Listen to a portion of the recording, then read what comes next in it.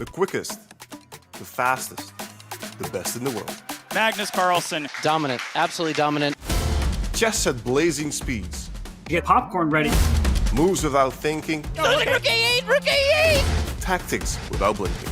95 and a 10. 95 even better. Oh my god. He lost no time! The Speed Chess Championship is the elite chess event of the year. For 9 years, the world's strongest blitz players have matched wits over 64 squares. Really nice maneuver from Anish. This year, the world's best face off. Rook G6 and Knight G2. Wesley just won on time. You're watching the SCC on Chess.com, and it starts right now.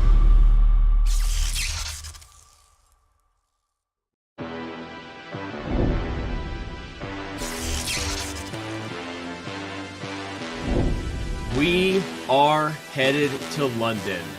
In February, myself, Levi Rosman, Magnus Carlsen, Hikaru Nakamura, Alireza Firouzja, who will be the fourth player joining those three, and of course myself and Levi, who you didn't even know has the call with me today because you haven't seen him on camera yet. Spoiler alert, Gotham Chess is here, but we are going to be in London in the UK.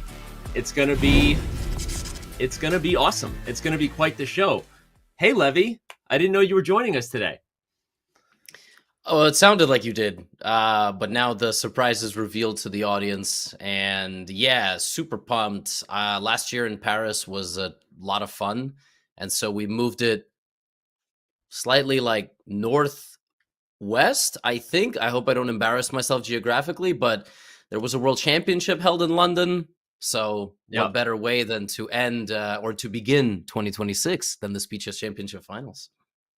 Yeah, the calendar is wild these days. Obviously, there's so much chess going on. Any fan of the game knows that finding space for events is difficult. And so the championship of the 2025 SCC will be held in February of 2026. It will be in London, but we will be crowning the 2025 champion. And like we said, who will be joining? The names I already listed off: Magnus Carlsen, Hikaru Nakamura, and Alireza Firouzja. We're going to find out today as we take a look at the bracket and remind you of where we sit. This is the final quarterfinal matchup, and it should be epic. We talked about the fact that Magnus Carlsen was a 58% favorite according to the Poly market coming in. Alireza Firouzja jumped to 20% yesterday after that dominant victory over Jan Nepomniachtchi. Before we dive into today's matchup, Levi, your thoughts on what has been your favorite match so far? Any player to particularly call out? Anything about those stats that catch your attention? I'm a little confused how Alireza picked up stats after his win against Jan Nepomniachtchi, because he was the favorite in that match. I think he's the favorite against literally everybody in this field except Magnus, and it's very close against Hikaru. It's a rematch of the last semifinal. If you recall, last year, around 13, 14 months ago, it was relatively surprising that Alireza defeated Hikaru in those semifinals, but then he did it again in the Esports World Cup. So actually, at the moment, he's got the momentum. If I had to pick a stat that was surprising, it might be that one. But it really is wild to me, Danny, that an entire year and a half later, we are looking at a potential complete repeat of the last Speed Chess Championship. Hey, they say it's rigged. A couple of sports are being investigated for sports betting at the moment, Danny. So what's going on here? How do we get the same Final Four potentially? They've accused things of being scripted before. I don't think that's the case. I think the SCC is just one of those formats where the best player tends to win because you have enough games. There are enough disciplines represented, from blitz to faster blitz to bullet, at least in terms of what we're trying to crown, which is who is the Speed Chess champion, that I think with enough games, you tend to get the better players there. And I think obviously that's a big conversation in terms of Hans Niemann and Denis Lazavik, because there's already some debate about who might be the better player coming into this matchup, given that the stats are saying one thing. I think just about everybody feels the other thing, that Hans Niemann is probably the favorite. So I will debunk any accusations early of it being rigged or scripted, but okay, we may have the same four players again, along with a lot of the same commentators in London. Maybe we all just like hanging out together, and that's what we're doing here. So, all right, let's talk about Hans Niemann versus Denis Lazavik. This is the matchup of the day. It is, as we said, the final quarterfinal, and it's about to go down. So let me just jump right in, because I know we want to preview the stats. And I said on record first, I think Hans Niemann is the favorite here. Magnus Carlsen then said, I think Hans is the favorite. You said, just to break the fourth wall for everybody as we were doing our pre-show, that you're surprised Hans Niemann isn't favored in terms of the stats. So what is it about Denis Lazavik that we should talk about as we bring up kind of the pre-match predictions here and dive into it? Let's talk about what it is about Denis Lazavik that for some reason he may be the favorite according to some of the data. Denis is young. He's rising still. Feels like he's getting better every single year. And he's good across every format. He's incredibly solid. But still, 56% chance to win seems excessive. Hans Niemann is definitely one of the best blitz players in the world. It's without question. He was a game away from literally eliminating Magnus Carlsen in the last World Blitz Championship, right? And then Magnus emphatically slammed the king down on the table. I am shocked it's 56. I mean, like, it could be 50-50, but it's also a one-game margin, Danny.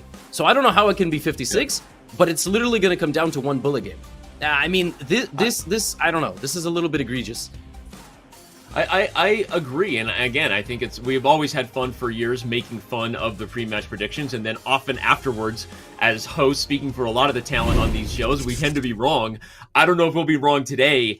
I think one of the things that is not being considered here is that Hans Niemann has shown that he's one of the best 3-1 players on the planet. That has been the time control where Hans has found himself last year against Wesley So, against MBL. I tend to agree the bullet was a little shaky for Hans. You see that Denis Lazavik was the favorite there in the bullet, but I don't agree that Hans is not the favorite in 3-1. So to be specific about my arguments with the stats, I tend to believe that Hans will have a lead heading into bullet today, or I'll be surprised if he doesn't. But all right, we had a chance as a team to catch up with Hans. With all the players, we've been doing that, but to talk with Hans about how he's feeling about his chess career, how he's feeling about his form, how he's feeling about his invites and the opportunities that he's been getting, especially this year. So let's see what Hans had to say for himself and what he's thinking about in regards to his overall career right now.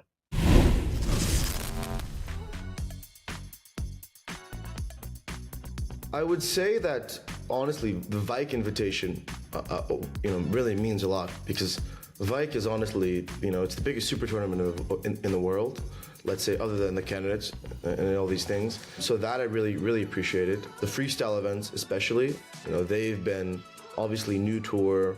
They're not really a part of the old guard or the old chess establishment. So they've been, and my invitation to Las Vegas wasn't actually an invitation, I qualified. I qualified to the Open Qualifier, which was not an easy path. And obviously I did quite well there, and that qualification, gives me the opportunity to play in the Cape Town finals. On that regard, I still feel great, but I still feel like a lingering just sense of disappointment, from how I've been treated by the American chess establishment, especially the St. Louis Chess Club.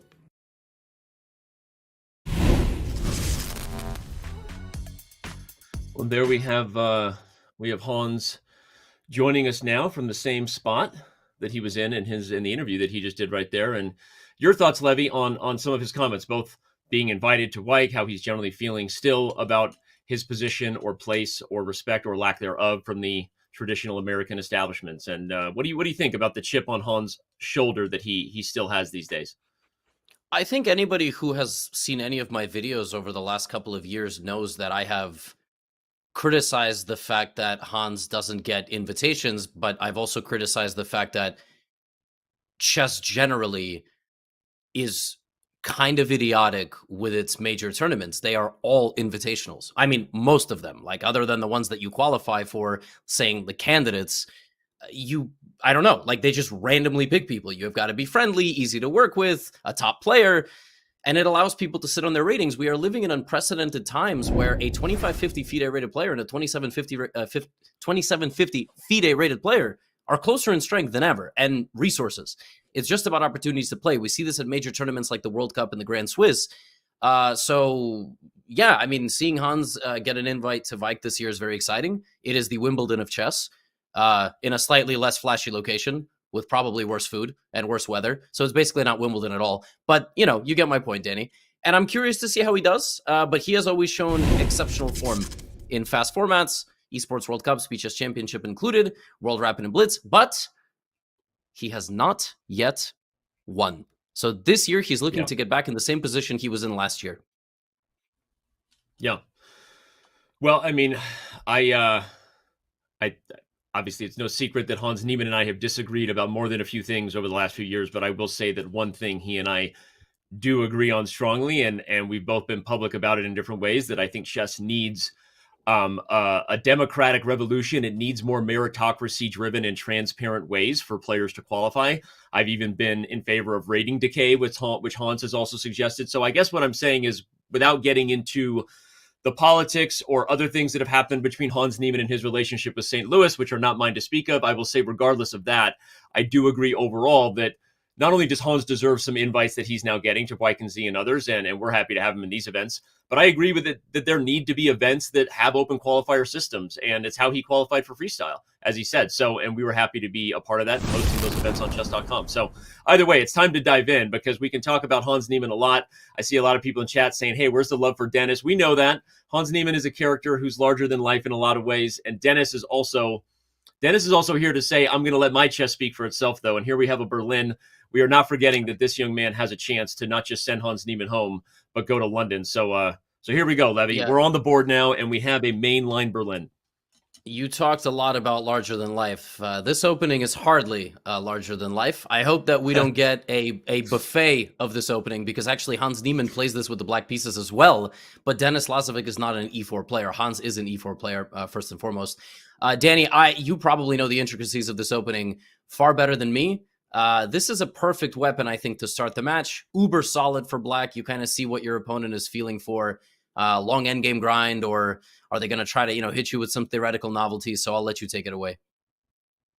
Yeah, well, I appreciate the nod. I did play the Berlin for a brief stint when I was trying to be a real chess player as black, but I will not pretend that I'm going to be up on the theory as much as these two guys are. But we might get a theoretical Berlin, because if we're seeing these types of moves played early with this type of speed, and these guys aren't going to blink as far as testing each other on their prep and just how far the rabbit hole goes, we might get a Berlin lesson together, Levy. But okay, overall, the dynamics here are white has a 4-on-3.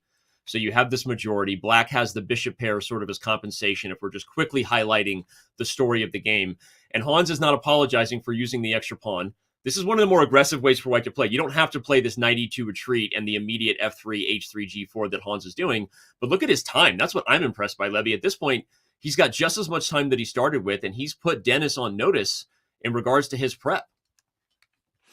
For sure. And I don't think I ever recall seeing a Berlin so quickly transform into a 2-on-1 on the king side with a pass-protected g-pawn.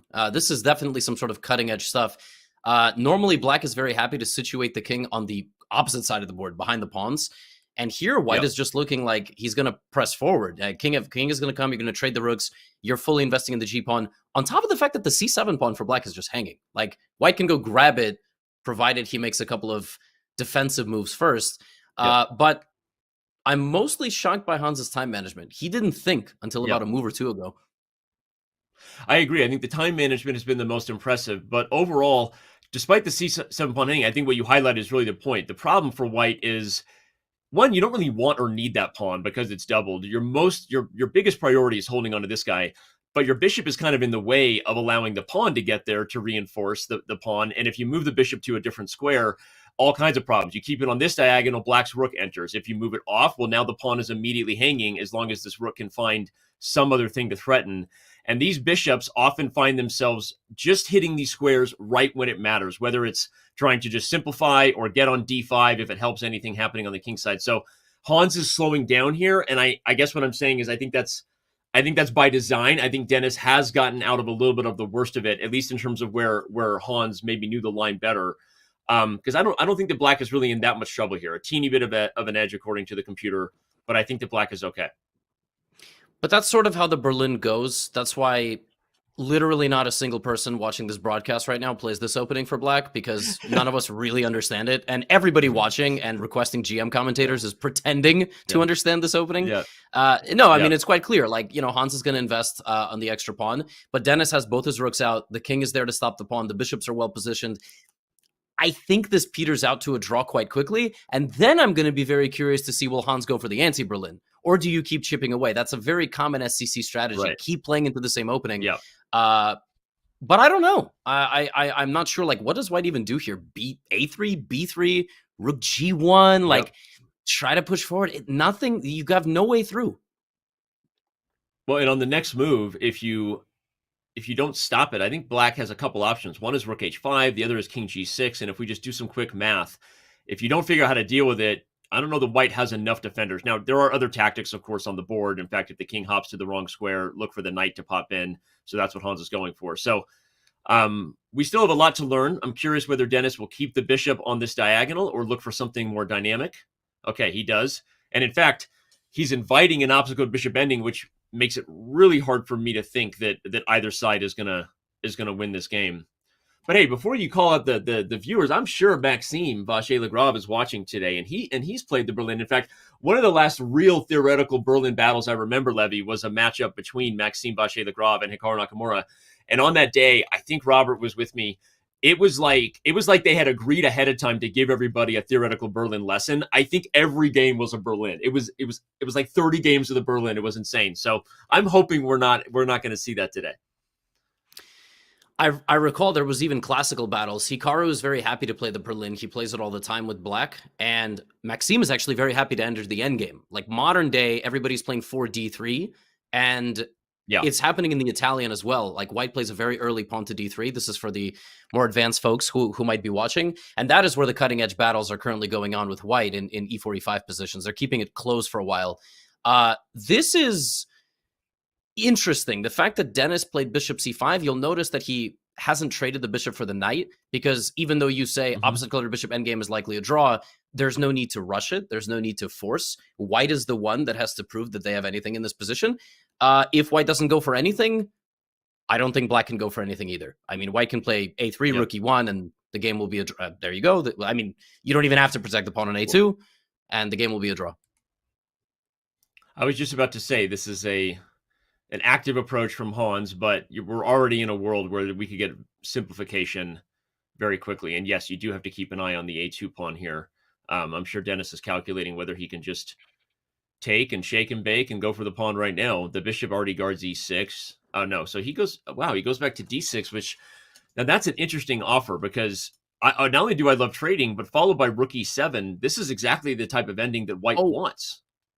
So I guess what happened there is that it's what you mentioned about 10 moves ago. Hans doesn't have the ability to move his bishop and protect the pawn. Now he does. He actually has a fantastic endgame position now because he has a protected pass pawn. Denis is probably relying on the light squared bishop blockade to prevent Hans from getting any progress. But I think Hans kind of understands now the dynamics of the position have changed, and Black has no counterplay, whereas White just has the idea of removing this bishop from the center of the board. Rook e3 maybe also. Rook b3 at the right moment could be dangerous. So you just have to make sure Black can infiltrate. So I think Hans has figured something out here. Maybe knight f3, bishop f3, and rook e6 could be an idea as well. Okay, he didn't go for it, but I kind of like that idea in the last move. Yeah, I like it too. I also was wondering if he's going to go for knight e2, knight c3. He played it right as I was about to highlight it, because if you get rid of the bishop, as you said, the rook becomes open. Still within, it feels kind of holdable territory, but I really preferred the obstacle bishop ending for Denis versus this one. We'll see if Hans can make anything of it. Is the advantage big enough? If you go knight to c3, Black can defend, and it's a position where White is definitely the one pushing, as you pointed out. The G pawn is the most permanent advantage that either side has, but Denis does have a little bit of an edge on the clock here. Bishops are better than knights is sort of the traditional wisdom, but not in a position where the bishop doesn't have a single target. Like in this position, the bishop is a pretty piece, but it is a defensive piece. And the knight can move around on two color complexes, which is why he brought it back, and he's going to move it to c3 at the right moment. It's still hovering around equality, but practically speaking, it's definitely Hans in the driver's seat, unless now we have a moment. Like, what do we do here? Well, Denis plays rook h1. Computer doesn't like it. The probably better was just to take on c4 and then try to defend the bishop. But we're going to get that endgame you talked about, knight versus bishop.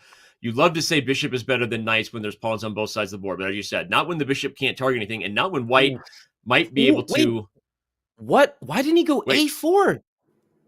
Yeah, I was just about to say, not when white might be able to create a second pass pawn, and then he played b4 before I could finish the thought.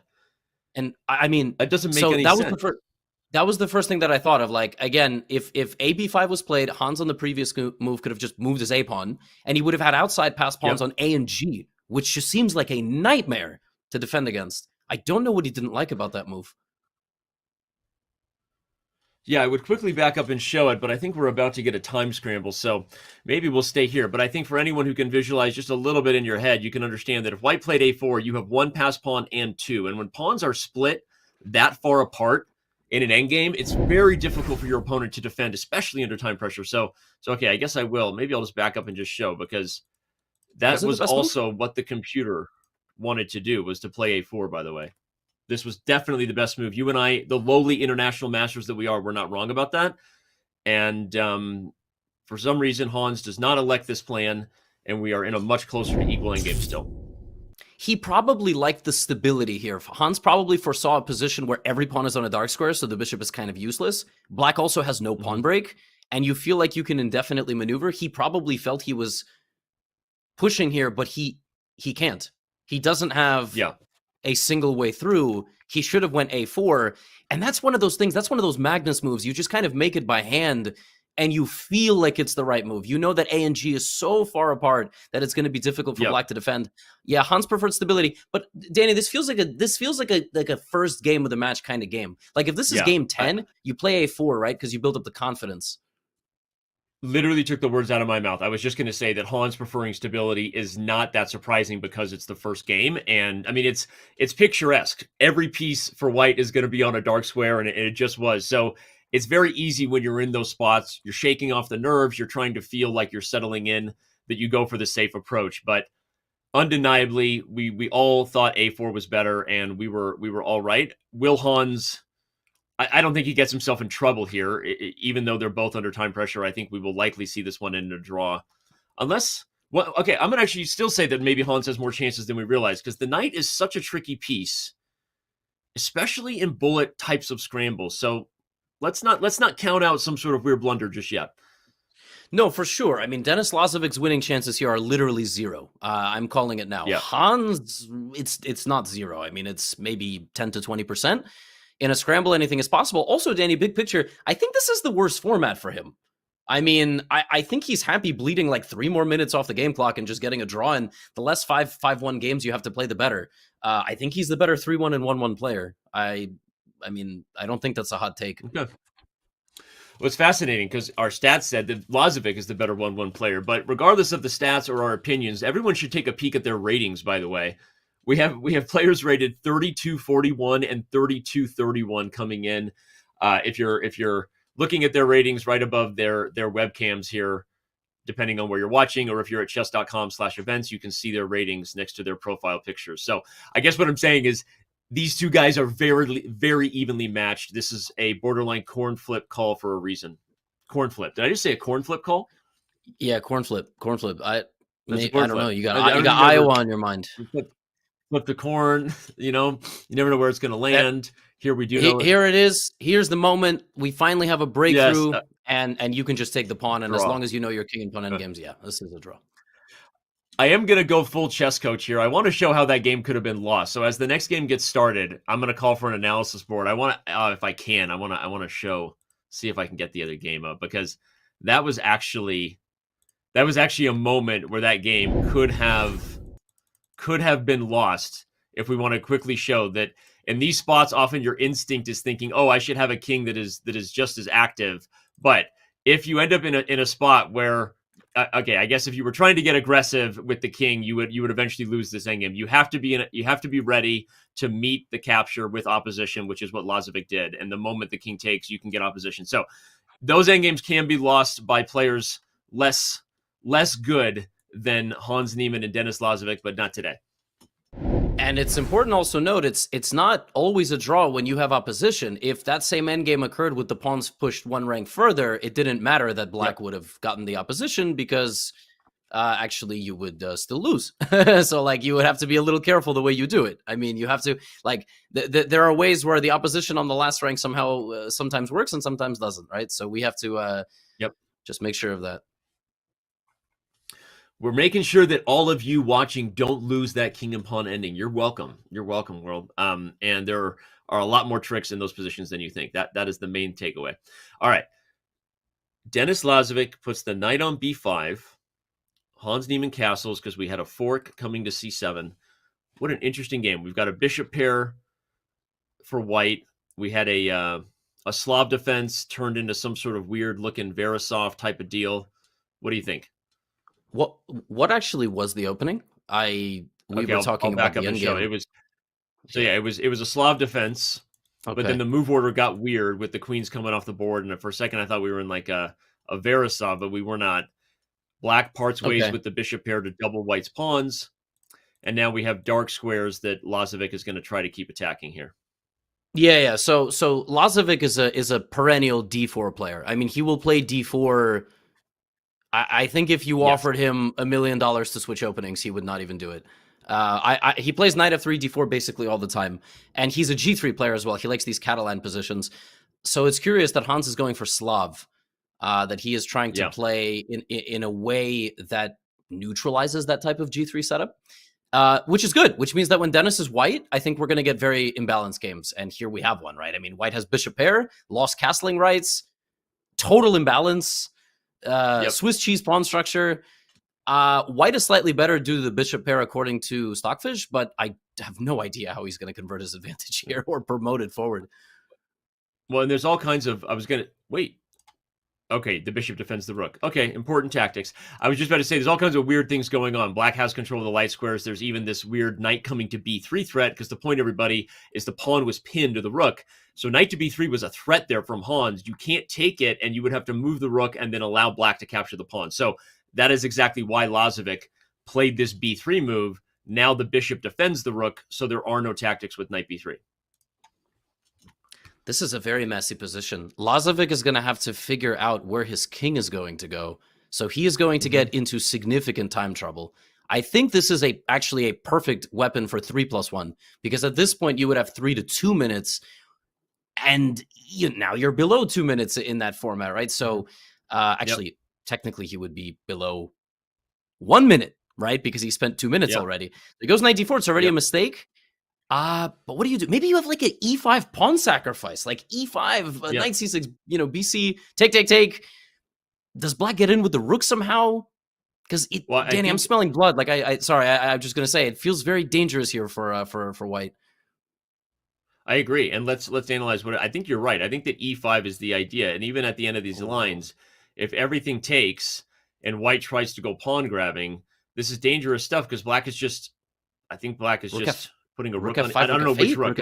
Yeah. I kind of like keeping this rook here, but it's just something where you just keep attacking the center, and I don't know. This is very dangerous. You called it. Denis Lazavik's king is not getting to safety for the rest of this game. You can't castle long, everybody, because a2 falls. You can't move the rook because a2 falls. So Hans is slowing down. I think measuring the position correctly, although he does maybe not see the most aggressive way forward. But again, this feels like early match behavior. In the 5+1, you generally don't want to take so much risk because the other guy has so much time to defend his position, and e5 might still be the best move at some point, right? Yeah. But he's really playing it slow. No, it's true, and I like that call out because we talk about match strategy in terms of openings. You're sort of poking and prodding early on in the 5-minute portion to see what you might want to use when the time controls get faster. Sometimes we can just see other types of slower or fast starts for different reasons, but actually deliberately realizing that maybe you don't want to mix it up. You kind of objectively know that most positions are close to equal. These players study enough with computers that you kind of always have that computer eval in your head. You know that you're probably not winning. So I like that just from a perspective of managing your nerves. If you're Hans Niemann, he's being solid. I think objectively, black can get a little more aggressive here, but he starts with this move, bishop d3, and Denis Lazavik is still almost a minute down on time. Hans famously said in a video review of my games that I try to force my advantages from better positions instead of just improving. That's what he's doing here. You know, he's taking absolutely zero risk. His position is very, very stable. But to win the match, you're going to have to take some risk. And Lazavik is the type of player you have to take risk against because he is not going to take the risk. Yeah. And it's just Very game solid. 2. But Yep. as we progress, yeah, Hans will take more liberties. What do you call it? Lazavik has a system he likes to keep to with d4, knight f3, so everyone should expect that when he's white. He also has a style, which is, it's a little Wesley So-ish. He plays just very solid, doesn't take a lot of risk, very rarely beats himself. This was a mistake here, although despite the computer being harsh on it, I don't know if it's a huge one yet. I like this move from Hans, not allowing the rook ending. Get the knight out. Now you're preparing both c5 and e5, and I like black's chances here. It's Yeah, a here we second go with endgame in a e5. row. It's a second endgame in a row. Knight versus bishop. Same thing. There we go. Is that going to be the theme of the day? We'll find out. Yeah, maybe Hans likes his knight endgames. I still really prefer black's position, but maybe now's a very big moment here. You can get a knight to e4.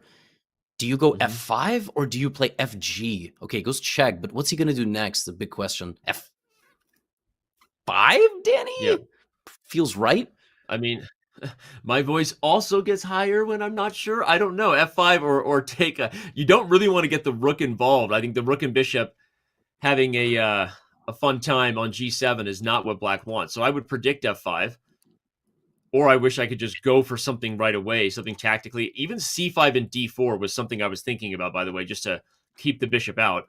Although if you do that, I think maybe Lazavik will just go to the rook ending and try to hold. Yeah, but that's such an imbalanced rook endgame. So Hans Hans now down on time. He's been up as much as a minute in this game. He's really buckling in. If you play f5, you have to worry about the h-pawn coming up the board. That's it. I would be really scared of h4, h5, g6. Yep. But I'm terrible at chess, and Hans is much better than me. So, okay.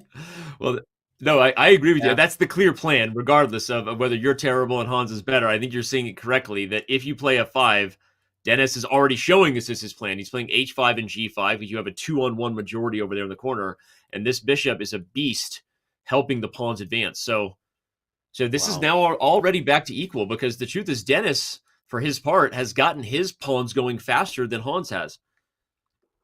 I still much prefer black's position. I would love to. I wish we had Magnus on speed dial. I'd be like, Magnus, who has the better chances here? I just want to know, like, what are the heuristics of an endgame like this? Vocab word for the audience. Like, is the knight better? Are the black pawns stronger than white's pawns? White can play a4 and get an outside pass pawn. What's better here? This is an insane endgame. Now we've got two passers coming, and whether you play a4 or not, if black gets c and d pawns running up the board, the more I look at it, the more I still greatly favor Hans's position as well. I agree with you. This is a harder position to play white, especially because these pawns have been kind of held. I think actually keeping the tension was very smart by Hans, not letting white know what you want to do, and that makes it harder to advance. Okay, the a pawn is targeted. Does what's the idea of b4? Yeah, b4 here. It's wow. B4. The computer, the eval went up, so I was just like having to guess a move, but b4 undermines the d4 pawn protection, and Denis finds it. Yeah, he's very clutch at these little subtle pawn moves, and rook d4 will come with tempo. Hans had to play b4 himself, I think, and he didn't, and now Denis is back in the game. Yeah, b4 was a great find. The c pawn is undermined. It's not like black's position is losing necessarily, but the structure collapsing makes it a lot easier to defend. And this bishop, by the way, it is developed where it sits on c1 because it's defending not just the a pawn, but the rook from getting in the game. Man, what does Denis go for now? Do you play pawn to h5? Because there's so much tension, you don't want to take any of the pawns, but there might be now tactics on bc5 and the rook can... Danny, let's just watch. I'm not going to predict anything. This is crazy. This is going to become a scramble. Both sides now under 20 seconds or close to it. Oh, he had c4. He could have connected. 95. There was 95 there. Am I crazy? What is going on?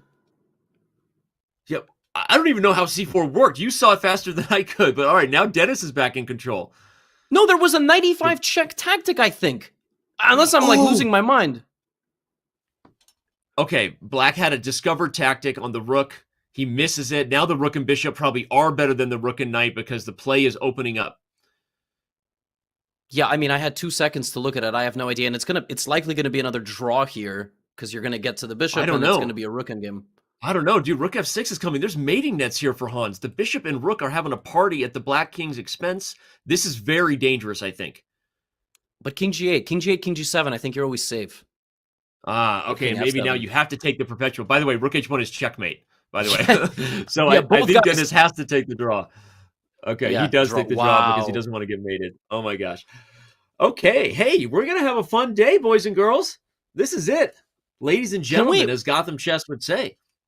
Well, okay, now we go to Russalimo. All right, this is very exciting stuff. Dennis not going for a Berlin. He's sampling other openings. Danny, we got to pull it up. What was going on let's do there? it. Yeah. I got to get rid of I got a lot going on over here. I got a lot going on. We're doing the second game draw. Okay, so let's back up to where Levy, Black had an only move according to the computer, and Levy spotted the idea of c4. The reason is you can't take the pawn because of the same tactic that Dennis allowed in the game, which is if you touch the pawn, discover check, Bob's your uncle, this move, and then Black wins the rook. For some reason my mouse is being slow. Apologies for that. Black wins the rook and should win. So Levy, you were right. That was the tactic. And it happened again. In the game, it was CB rook d4. He hung 95. Rook takes d4. Hans He just misses straight a lost win. the game on the spot. What the? How did? Dude. What? It's mutual blind. It's one of those tactics where if you miss it in one line, you're likely to miss it in the other line because whatever he had already evaluated, he just wasn't seeing this discovery. And so Dennis just undeniably got away with one there as we move on to the third game of the match.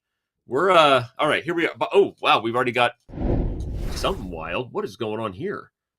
Yeah, this is Okay. Sorry, we got to keep the analysis. Just got to give us the opening. I know Levy and I are having fun, but buckle up because we have the microphone and mouse and you don't. So you're in for our ride, like it or not. So I play this line with Black. I play Okay. e6. I mean, when I was dabbling in the Russalimo, and the best line for White is this move b3. White trades the light squared bishop, puts everything on a light square, and it's very, very hard for Black to develop because Black has to be really careful with the doubled pawns. I have never seen this before. I have never seen this. I have no idea. This is some cutting edge Belarusian basement preparation versus some cutting edge wherever Hans is in the world right now preparation. Like, Danny, what is going on? It looks like Black should be checkmated here. And Black is winning a pawn on d3, but to Levy's point, the light squares are a real problem. It looks like Black should be checkmated, but this is definitely. Oh my god, this is definitely prep. What is this move? It's also just crazy that Hans is finding these moves. Look at the time, everybody. So as impressive as the brilliancy on the board is the fact that Hans is clearly pulling this out of whatever prep he has at home, right? This was cooked up in the kitchen long ago. You don't play moves or find moves like that with only 5 or 6 seconds off your clock. And the worst part is, Danny, you have to play the game of refuting the opponent's preparation. I mean, what people have to understand at home is this is equal with best play. Maybe White has some advantage. Hans knows this, he's memorized it. And Lazavik finds the only move. Bishop g4, sacrificing the bishop to deflect the white queen. And now he has made it out alive. Unfathomable. And Hans rubs his chin. And look, Hans knows he escaped. He's out of the prep. Well, he's out of the woods, but he also had to use a couple minutes to get there. So, I mean, Hans kind of gives that little bit of all right, nod to the person who figured it out over the board, but he does have a 2-minute edge on the clock. And by the way, he also has the better minor piece exchange. Again, I think this is an endgame where once more, the knight is better than the bishop. The bishop is not a great piece blocked behind the center pawn. So if you're just tuning in, we've had 3 games so far, 3 early end games, and every time Hans has had the knight dynamic versus the bishop dynamic. And I think, once again, it's a little better for White. Danny, I will point out, I have a feeling Hans should have saved this for the 3-1 because at this point in a 3-minute game, Denis Lazavik has 30 seconds on the clock. Like, the thing about 5-1 is that it really feels like a rapid game. It really does. Yeah. The guy now has 2.5 minutes to stabilize the position.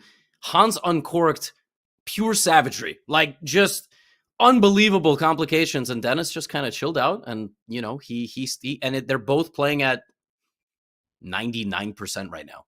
So Yep. I think that is a great call, Levy. Honestly, I think that sometimes these matches are won and lost by those sort of strategic decisions about when you cork something out, when you don't, right? The meta, the game within the game. And I know it seems like an early call to make, and at some point, Levy and I are going to be lost in bullet, and no one will remember this. But I think that was actually a great call. So depending on what happens, you may see a game that Lazavik holds here, and Hans really regrets a chance to get a victory with that brilliant, literally brilliant move, 14 bishop e5. That was some amazing prep. And yet, Danny, as we look forward to another knight versus bishop endgame, shout out to the Levy's word of the day, by the way. I actually still think White is doing very well. White has a 2-on-1. And if you imagine a future where we make some progress, Danny, Black has nothing. Black doesn't have a single pawn that he can use, and his bishop is horrible. So yeah. No, I agree. I stand by what I was saying earlier, despite maybe the missed opportunity or bad strategy to not play it in 3-1. I love the knight versus the bishop in this endgame. And one way you evaluate bishops, everyone, is based on the center pawns, because a bishop might be better, again, when there's pawns on both sides of the board, but not if the bishop can't move. And if all of your pawns are stuck on the same color square, White, put it this way, White is in control. Will Hans win? I don't know, but White is the only one who can win because of Black's lack of options. Black has such a miserable position, but it is actually just equal. And if you trade the rooks, then White Then I like maybe White. can make some. Yeah. Then I think it's just might even just be straight up winning for White, because White can push the G pawn, trade, and promote. But we'll see. Yeah. Note the difference is that Hans has a very clear majority, a 2-on-1, that will at some point become a passer.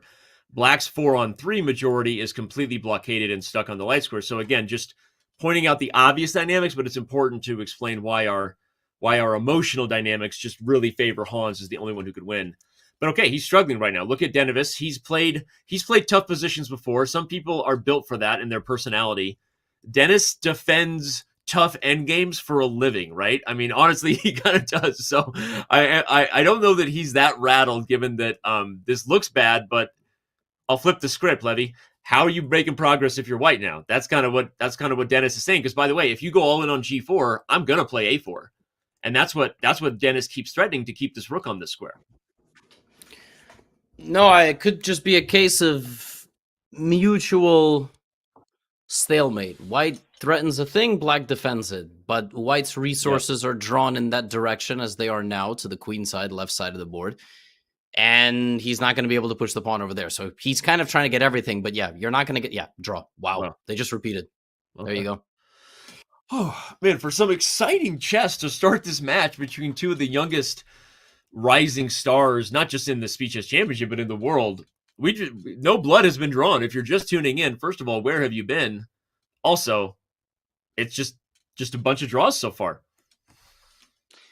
Lazavik changing it up. So he's going for a C4 system. We have a, whatever you classify this as kind of like a Grunfeld-esque position where Black plays knight to f6 and then d5.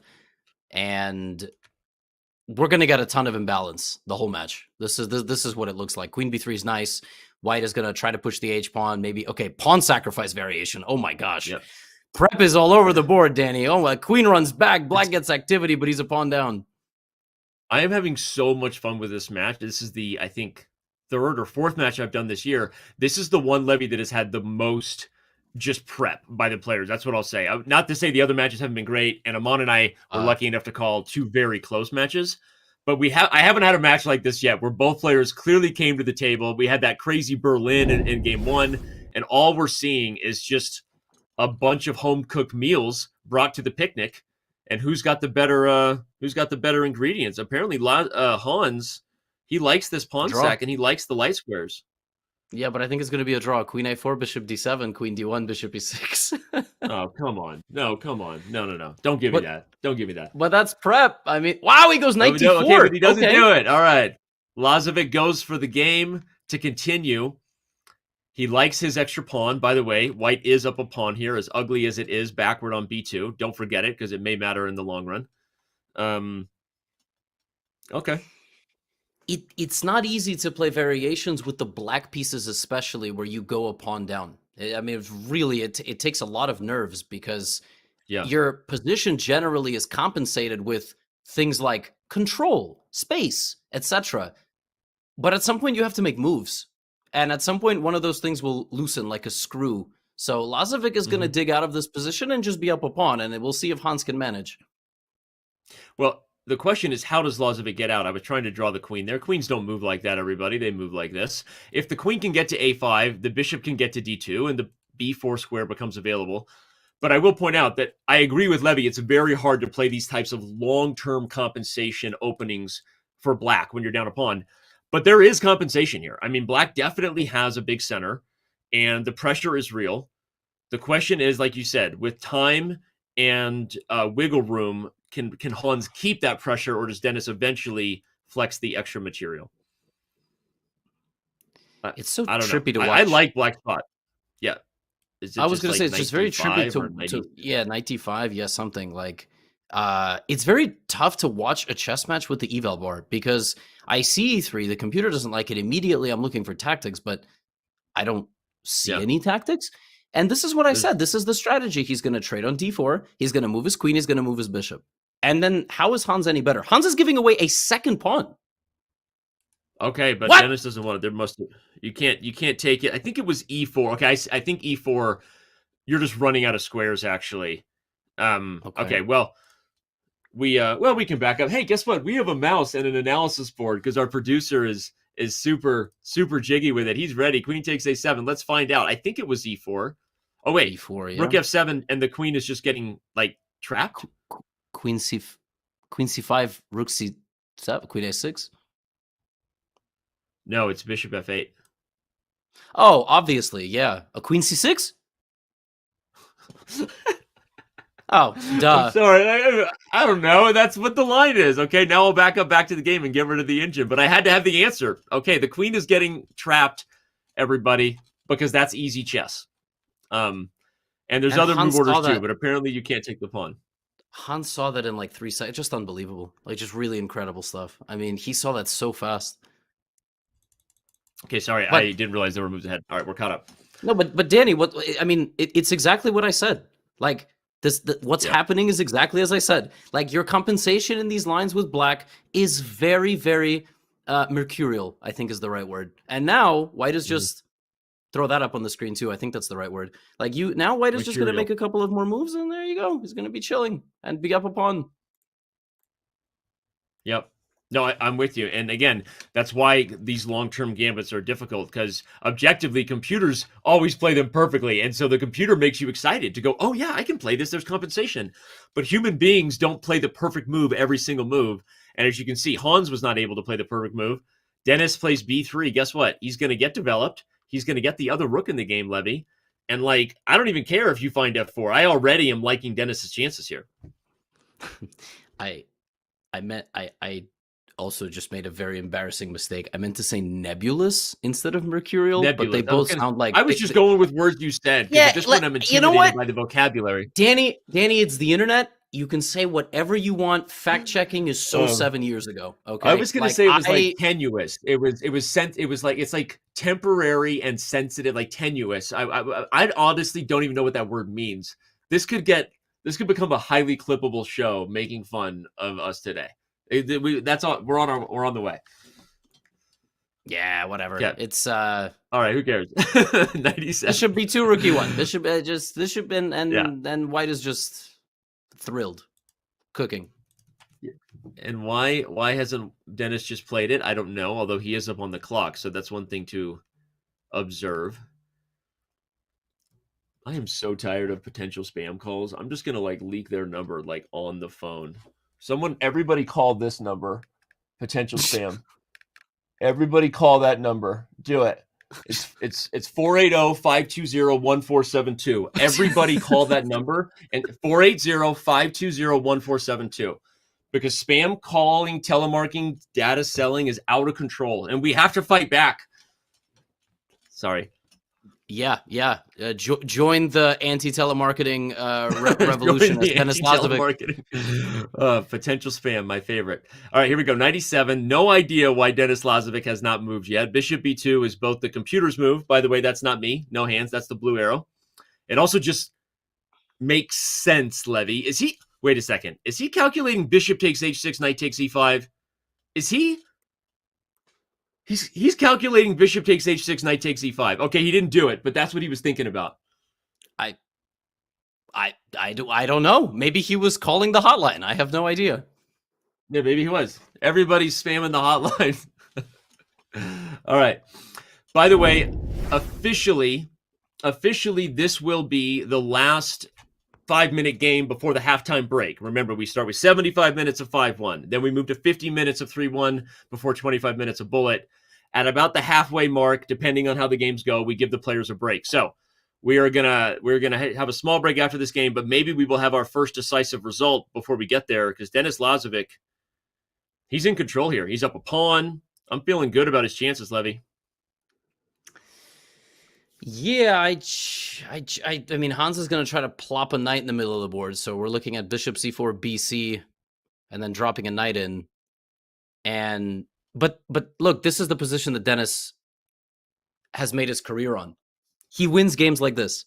You give him a pawn in the opening, and he will figure it out.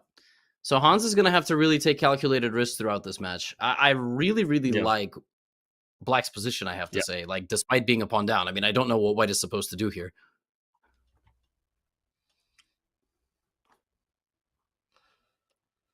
I don't know either. That's a huge save for Hans to get the knight to... Ooh, rook takes c4 is a tactic. He misses it. Rook takes c4 followed by knight f3. He's missed 2 knight discoveries today. Hans Niemann and Denis Lazavik have blundered 2 knight discovered checks. Rook c4, pawn takes, knight f3, won the game. What? Yep. The same type of idea. Although, remember, White is up a pawn, so probably not over if you play rook takes c4, but yeah, both games, if you missed it earlier, there was a similar tactic where Hans was winning on the spot. So, for whatever reason, knight discoveries are not on the agenda so far halfway through the 5-minute portion. Now, Denis got a free move with his rook, and Hans broke the dark square blockade. So, wait. Yeah, but okay, sorry, like, you're still up a... Yeah, you're still up a pawn. Takes pawn? And then pawn takes... Isn't Danny, the knight just pawn, hanging? Why is... Okay, he does do it. I was going to say, like, what is going on here? Just take the next pawn. I don't understand. Or queen d3 first. Like, this just feels like it's immediately going to fall apart. What? Yeah, the knight is pinned. Black is running out of... Although if you take the next pawn, you can take with the queen, because the rook and bishop are the right pieces to guard the knight. So maybe there's something more here for White if the eval bar thinks it's... How do you gang up on the knight? Okay, queen d3. Curious what it was. Denis is shaking his head. He's shaking his head. He's actually beside himself. He can't figure out where the crack in the position was. I think that White missed a tactic with e5. Because if the rook took, you lose the knight. And if the queen took, there was rook e1.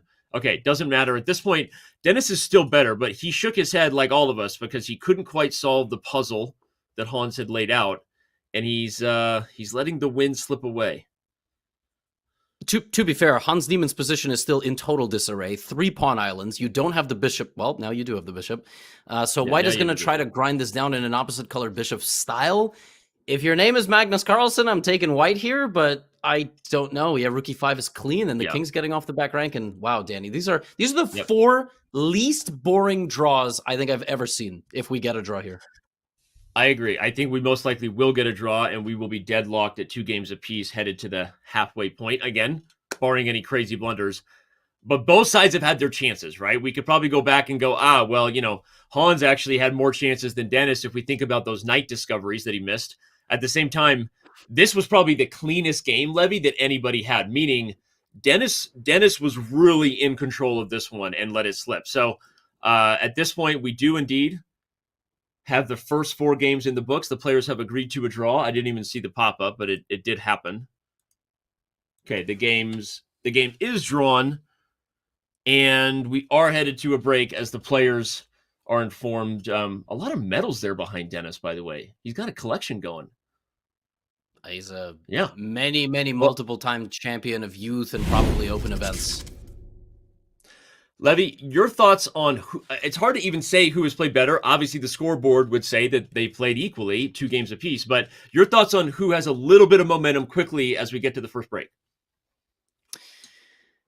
Very tough to say. I mean, maybe you can argue Lazavik because he probably had the biggest advantage, but overall, it's very close. The prediction was 4-4 and then another 4-4. So Smarter Chess knows a lot more than we do, our stats team at Chess.com.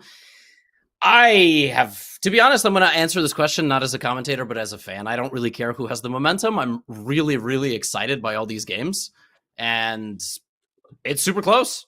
And stop sacrificing pawns against Denis Lazavik in the opening is what I would tell Hans if I'm his coach. Good advice from a smart man. They say that sometimes glasses make you look smarter.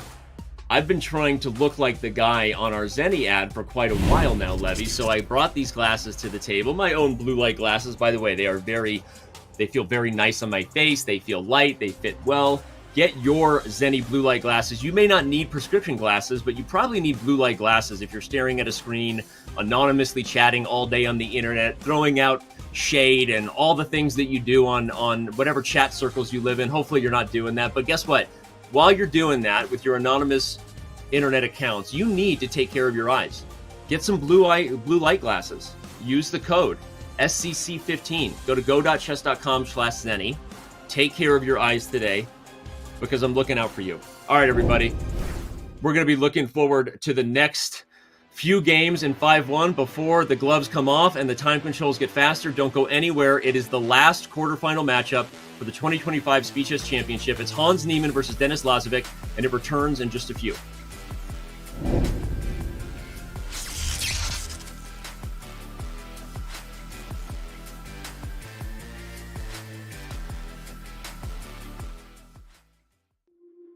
Whether it's sunglasses outside, blue light glasses inside, or night driving lenses in the dark, Zenny has affordable eyewear for everyone at Zenny.com. The Esports World Cup 2025 was electric. The best games played by the best teams. Our esports arenas sold out. We filmed them with hundreds of thousands of roaring fans, including 2,000 of the most dedicated supporters coming from our Super Fans program who came to Riyadh to cheer on their favorite teams. We had more than 4,000 media outlets covering all the action on site and broadcasting the EWC around the globe. Esports World Cup 2025 was bigger, louder, and even more unforgettable, and celebrating those who proved they are the best in the world.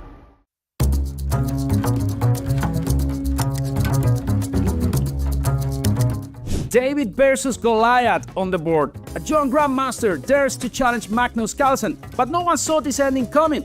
I'm Grandmaster Pepe Cuenca, and you have to see this game from the Champions Chess Tour 2024.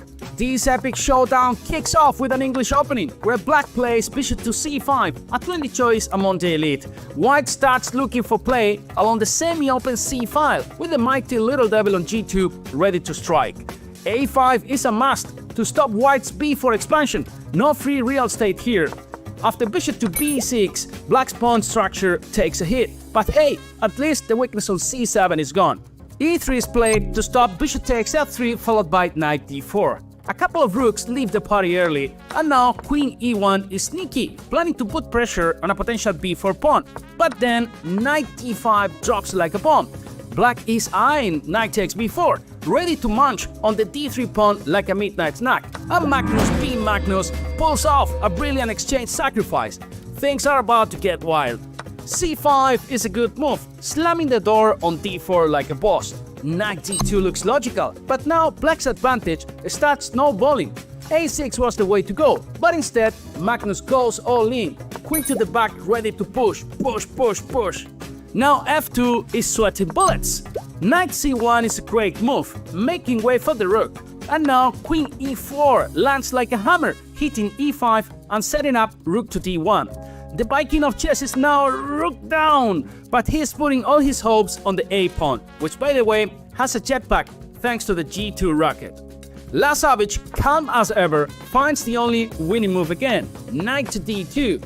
Forget about bishop d5 because rook takes a7 crushes the party. And then c4, run. White starts dreaming about queen h7 checkmate, but hold up, black has just enough defensive firepower. Once the queen lands on f6, the rook slides to e8 and the black king sneaks away like a coward to h8. White is left with nothing but sadness and resignation. Game over, what a battle!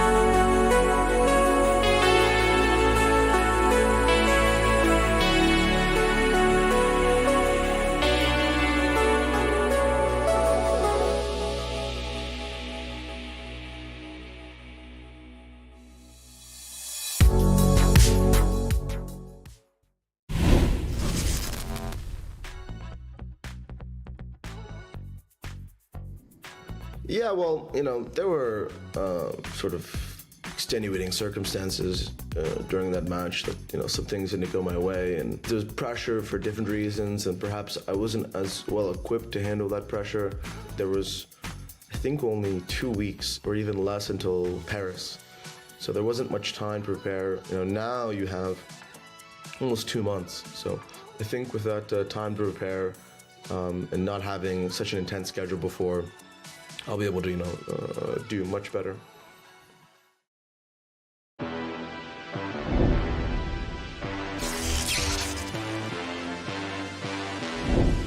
All right, well, there you have it, fans. If Hans Niemann faces Magnus Carlsen in London, he says he will do much better than Paris. More motivation to pick up your tickets. I was actually told by the team at the break that we only have 2 diamond tickets available because one of you in chat just bought 2. So apparently there were 4 coming into the day. I know we've sold more than 20. So if you are joining us in London and you're looking for more than a basic pass, not that the basic pass won't be awesome and amazing to see the players live, but if you want some of those extra special activities and access, there are 2 more diamond tickets available. I'm going to predict that they are sold out before the end of today, just because that's what I do. I make predictions. All right, predictions for the last few games of 5-1, Levy. Who has the lead heading into 3-1? Go. Probably Hans, but hot take, it's a 50-50 guess. And I will also add, anybody that buys a diamond ticket to London will get a Gotham handshake. So that might be a reason to refund one of your diamond purchases. I don't know, but I'm very much looking forward to London. Paris was a blast. I never expected such a energy from a live crowd. People really had a great time. It was really special, actually. And it was like right next to the Louvre. We had art in the form of chess. We had art in the form of art. Nobody broke in to steal any jewels at the time. But we've also got another Rossalimo, Danny. So hopefully these guys can keep us entertained. A different line, though, because Hans put Denis on notice in the last variation. If you missed it, Hans uncorked not just deep prep, but a brilliancy against Denis Lazavik, who barely got out of it. He used a bunch of time. And Levy made a really interesting call, which is that Hans might actually regret having uncorked that novelty so early in the match because he didn't get a win. And now to your point, Levy, Denis smells a rat. He's like, I'm not going for that line again. I'm not going to let you brilliancy me again. So I think it was a really good call by you. And Denis does play the same variation of the Sicilian, but he varies and we don't get that same line.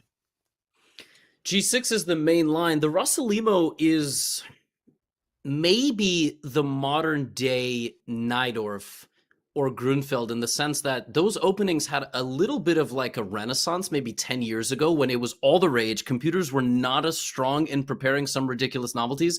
So there was, 5 options on every move between moves 6 and 12. And the Rossolimo is very similar. And in this game, Denis goes for the G6 line, which is the main line, this knight H6. Actually, I think Hans has played this himself, if I'm not mistaken. Danny, but something's gone terribly wrong.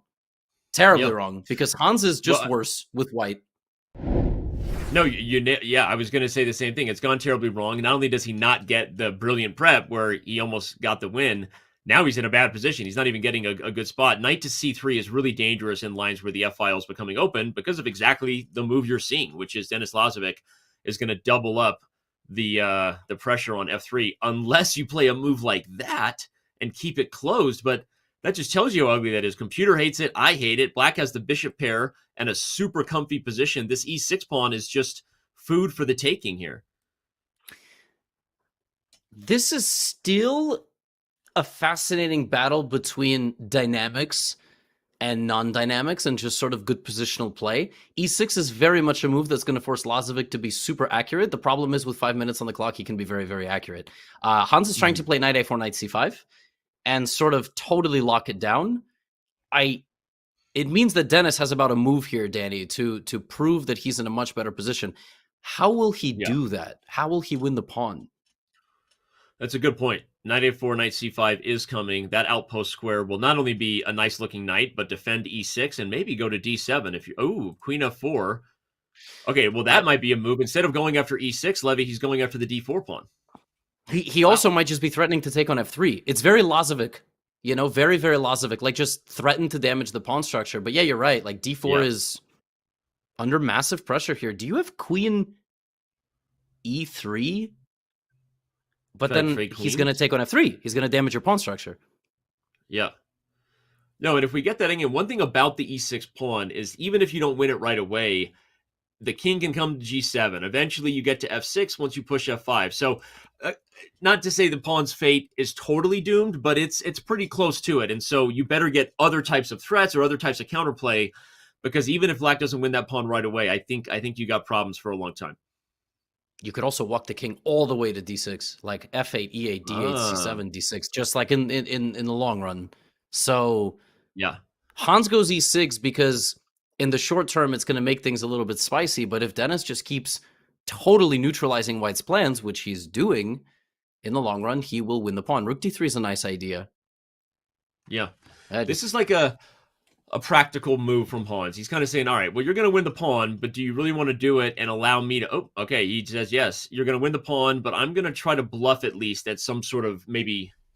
No, okay. Hans is not going to bluff. He's actually just going to welcome the endgame with the bad pawns in order to hold on to the D pawn. He recognizes that... But Rook D4 still wins the pawn. Yeah, Rook D4 just wins the pawn. Oh, okay. So, well, Lazavik... He's done it. He's won the pawn. And by the way, he didn't even win the pawn that we were calling for in the beginning, which was the E6 pawn. So Lazavik really played well in the last game. It got away from both players. We still had that deadlock, meaning we've had 4 draws. But here Lazavik, once again, Levy, in the driver's seat. Will he get the first win? Yeah, now it becomes a question of why is it only this much better for Black? Right? Like, what does that say? I don't see it. Is it like minus 1 point something? Yeah. Something. It's just about 1 pawn actually. It's not even a full pawn.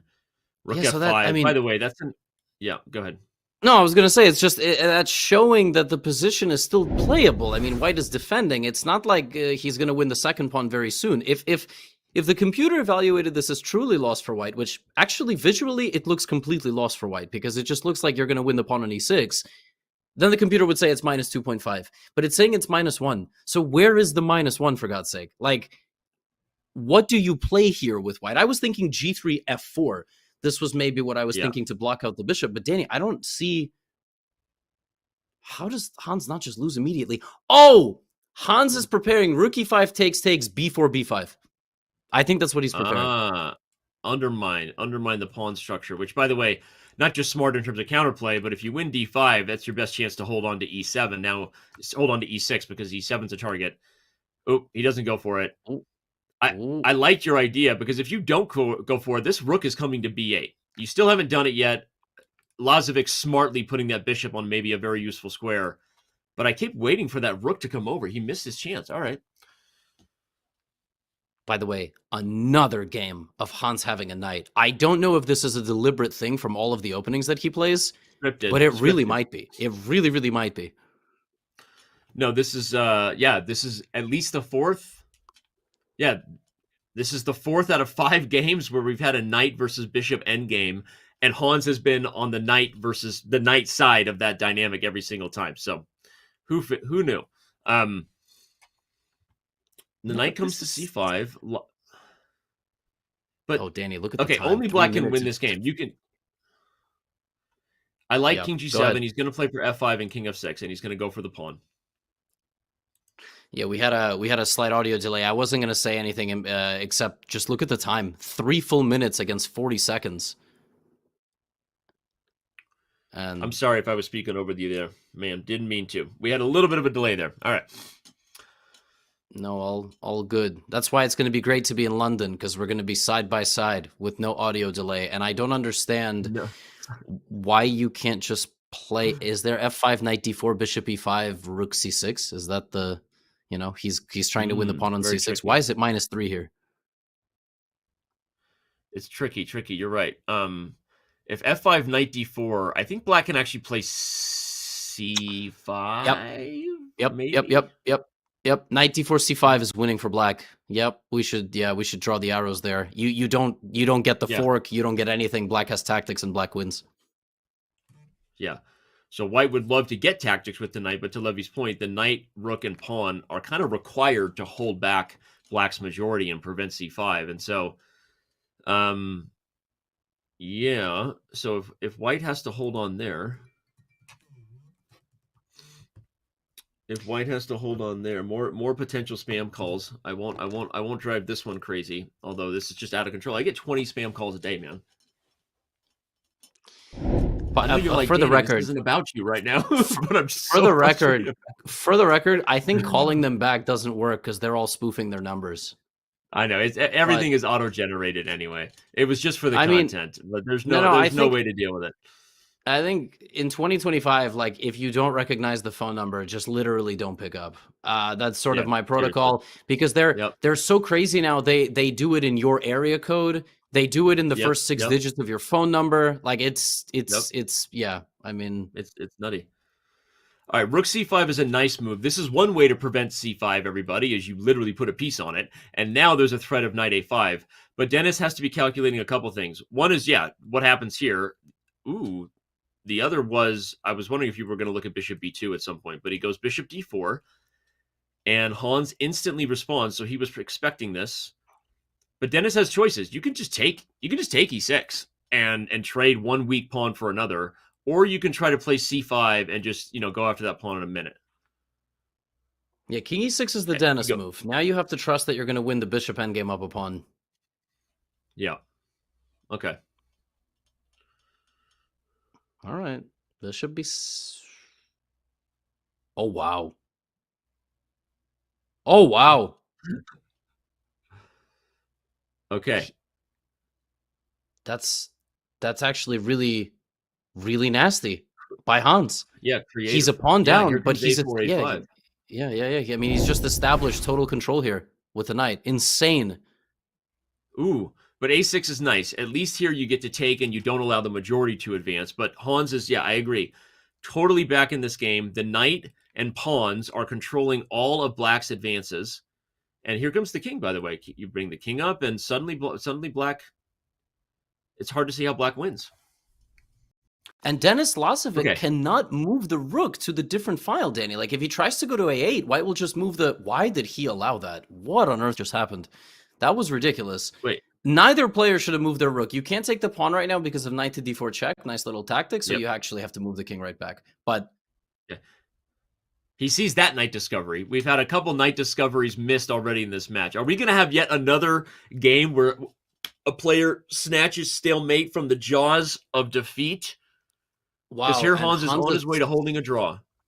Yeah, this is crazy. Absolutely crazy there. I mean, Denis 2 games in a row has had overwhelming advantages and just cannot press them home.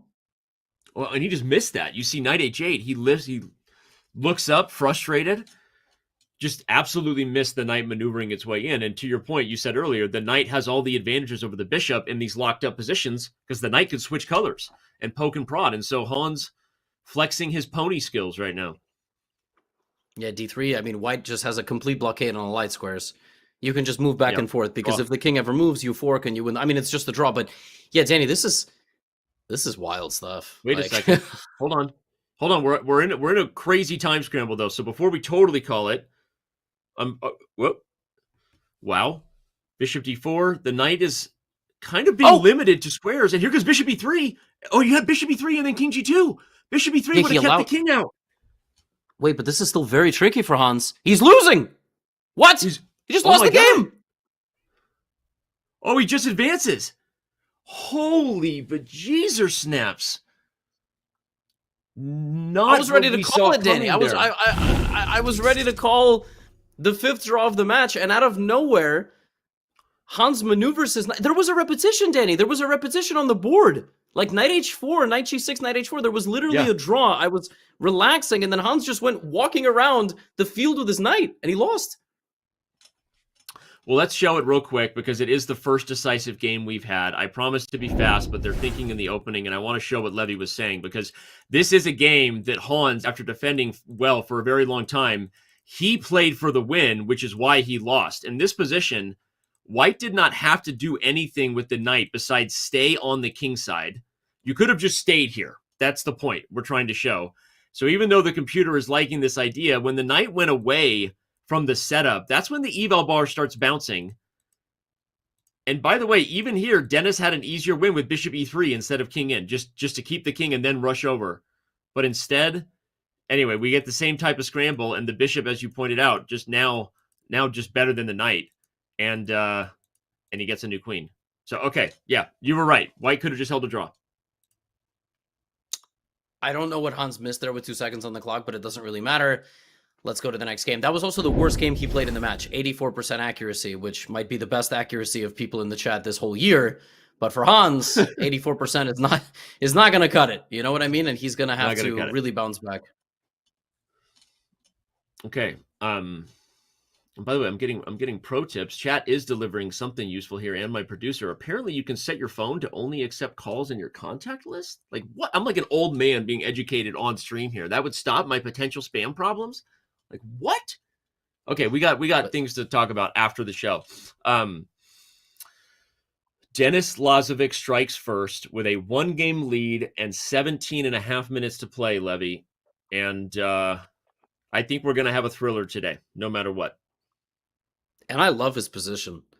This is, I think, an evolution we are seeing of Denis Lazavik's chess. He played another c4, and then in this symmetrical structure, he is going for a kingside attack. This is Magnesian. Magnus has kind of messed around in different close Sicilians and symmetrical structures like this. It's just starting like a phantom attack. I mean, it comes out of nowhere. And this is not how Lazavik plays chess normally. But if he can manage this type of style, he's going to be top 20, top 30 in the world easily. Mm-hmm. Oh, I mean, maybe more. People forget just how young he is. I saw some comments earlier. I mean, he does. He looks like he's 16. He's not that much older than that, believe it or not. Again, a player who kind of grew up in the online circles. I remember he won his first title Tuesday, by the way, as a FIDE master. Not many people have done that. Fun little factoid about Denis Lazavik. He won his first title Tuesday as an FM. And yes, the cheating accusations were rampant and they were false. And Denis Lazavik has been impressing people for a very long time. We've known him since he was young. But yeah, you're right, Levy. This is the kind of aggressive play that doesn't normally get associated with his ultra solid openings. I love White's attacking chances here. Okay, he goes knight e4, knight d5 was also possible. Here comes the pawns. Oh wow. Wow. D5 is wild.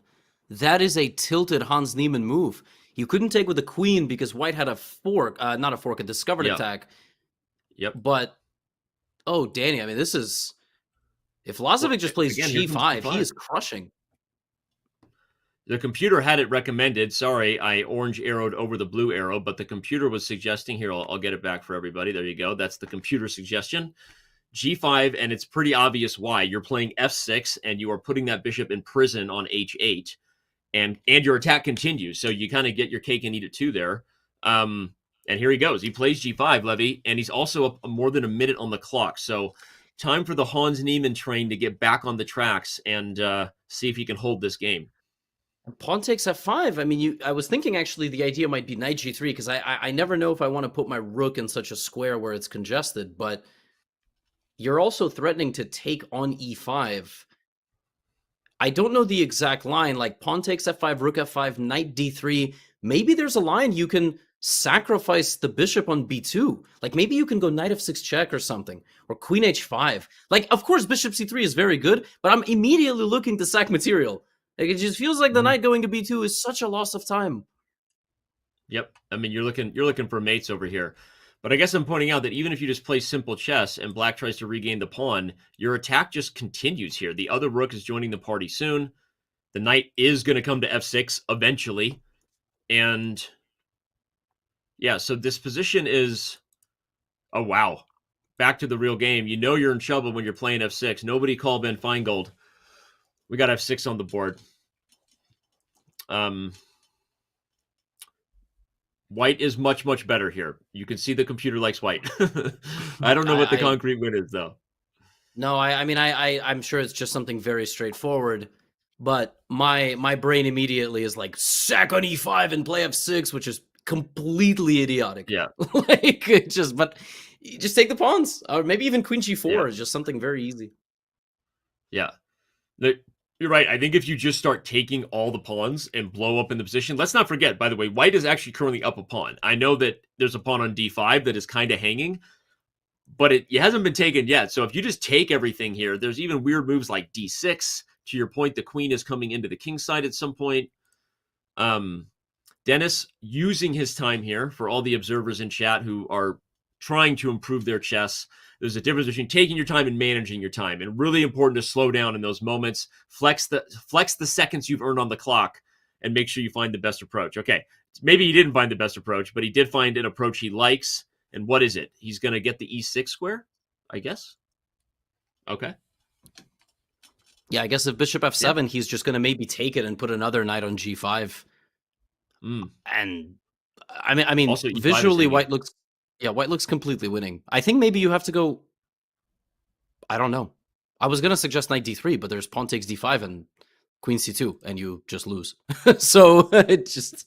Oh yeah. That's actually really. I'm just gonna quickly show that. We don't need the board, but I just want to show Levy's idea. This is actually very nice. The knight is trapped, and the G6 pawn falls as well. So that's actually fascinating. Good call, Levy. Okay, so instead of knight D3, he goes back, and to my point, the E5 pawn was also hanging. You take it. I think knight takes and knight G5, as you said, is on the menu ahead. Also, E5 is just winning here. Everything is winning. This is what? That's hanging a piece. Bishop F6, rook F6. What? Rook F6. Oh, Rook F6. Yeah. I love it. Rook F6. Yes. Okay. This is or something. Hans Niemann leans back. I look over at the screen. You can tell when the players are frustrated there. He's an emotive player. You know what he's thinking and feeling. At this point, he's feeling like he needs to stop the bleeding. Down 2 games. And apparently chat agreed with us ahead of time, by the way. I said Hans was the favorite. Magnus, Levy, most people seem to agree. The computer algorithm that Chess.com has that powers these stats said that Denis Lazavik was the favorite. Right now, apparently our stats are proving to be smarter than all of us, including everyone in chat, who said that Hans was a 61% chance to win. So chat also liked Hans to win the match. I mean, the thing is, it makes sense. First of all, he's a much bigger name. Second of all, he's been there before. He's been in the knockout of the World Blitz. He's been in, the previous Final Four.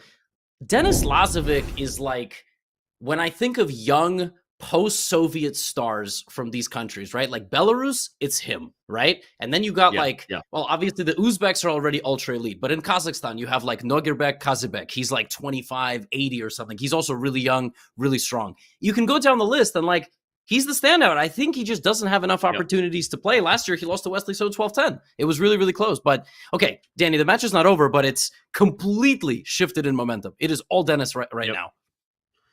No, I'll only button up that point quickly because we'll talk about the chess, but I agree that Hans Niemann, in the interviews we had, talked about lacking opportunities for a long time, starting to get more of it. Denis Lazavik has had opportunities online. I don't know that he's ever received an invitation to Viking Z or any other elite event, but he continues to just turn heads every time. Like you said, he barely lost to Wesley So, a perennial superstar, especially in the SCC last year. So, okay, it's not over yet. Hans Niemann, plenty of time. It's possible, Levy, this is the last game of our 5-1 segment. I'm gonna predict that it is, actually. I predict that Hans really needs to buckle up here and try to get a win as white, because I don't know that he gets another 5-1 chance. I didn't cover Hans last time in the online portion. I remember he dominated MVL. He had a nice win against Wesley So, I think, last time.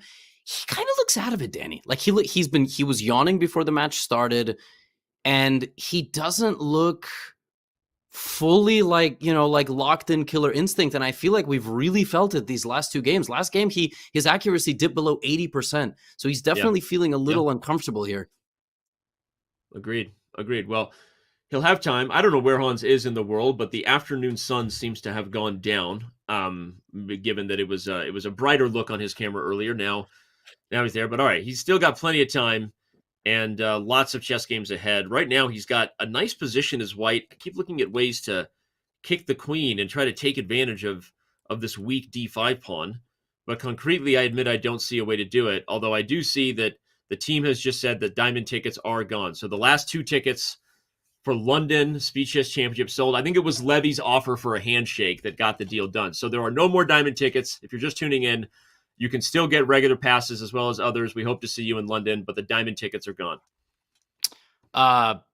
For legal reasons, if somehow we miss each other and don't have a handshake, Chess.com is not liable. By the way, Hans' inaccuracy, he probably thought he had knight d7 fork, but he gets counter forked. And that's pretty brutal. I'm going to show it. There you go. You're a poet and you didn't know it, Levy. G2 and D7. That's it right there. So you can't play knight to d7 if you are Hans. I think you're right. I think you missed that. Denis took advantage of that little tactic with bishop e7. So actually the advantage is turning around too with that. So that was actually a big miss there by Hans. Yeah, and the next move, Denis has played fantastic, really. And it actually could have been an even bigger lead in this match. So I felt like Hans started quite strong, but he's definitely run out of energy a little bit. And it might have to do with the fact that 5-1 is such a slow format.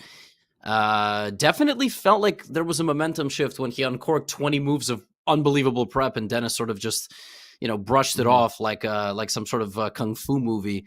But Hans is going to have to pull back in the 3-1, obviously. I mean, he can't get the deficit any bigger. He cannot lose this game, Danny.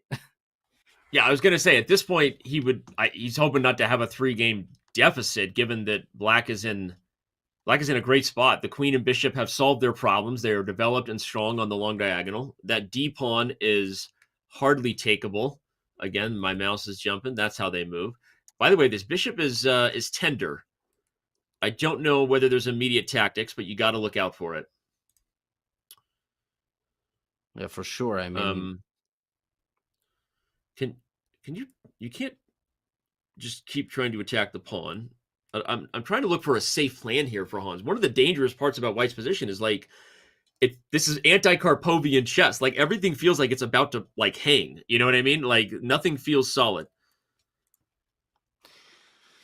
By the way, for anybody curious, Lazavik is born in 2006, so he's a few years younger than Hans. But if you look at his rating progress, Denis Lazavik in the last 5 months has gained 35 rating points, and he broke 2600, I think, for the first time. He's also over 2600 FIDE Blitz.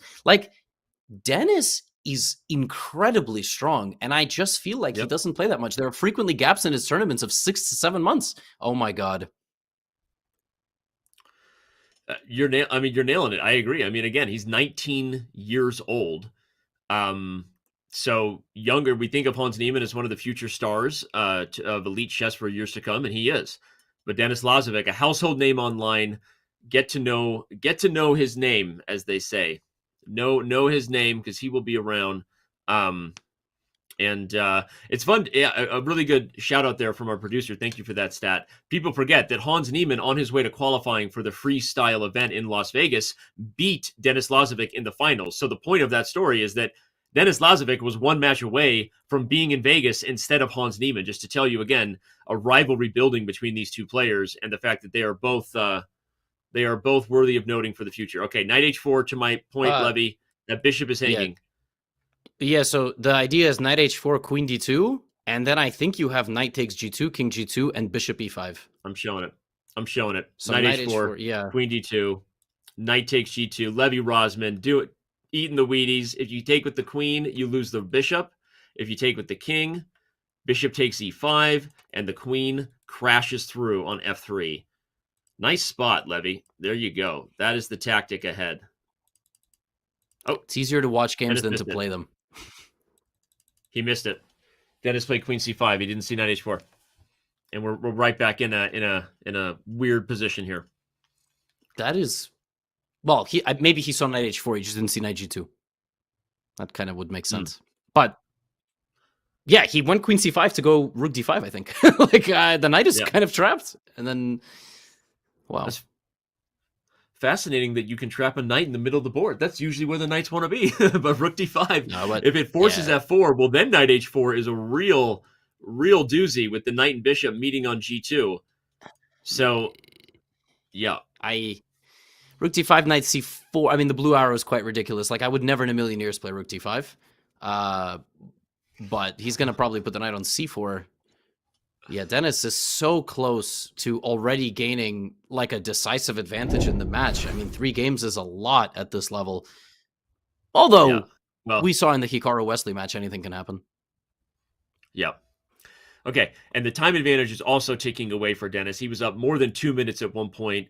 If he joins Hans in mutual time scramble under a minute, we're really back to a coin flip here. So Denis trying to think. Perhaps he senses just how critical this position is. Okay,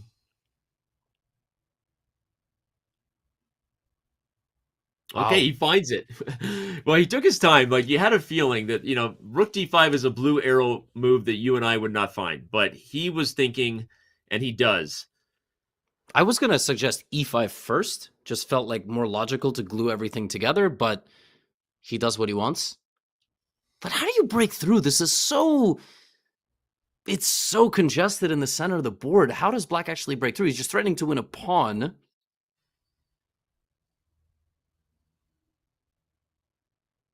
Where is the knockout here?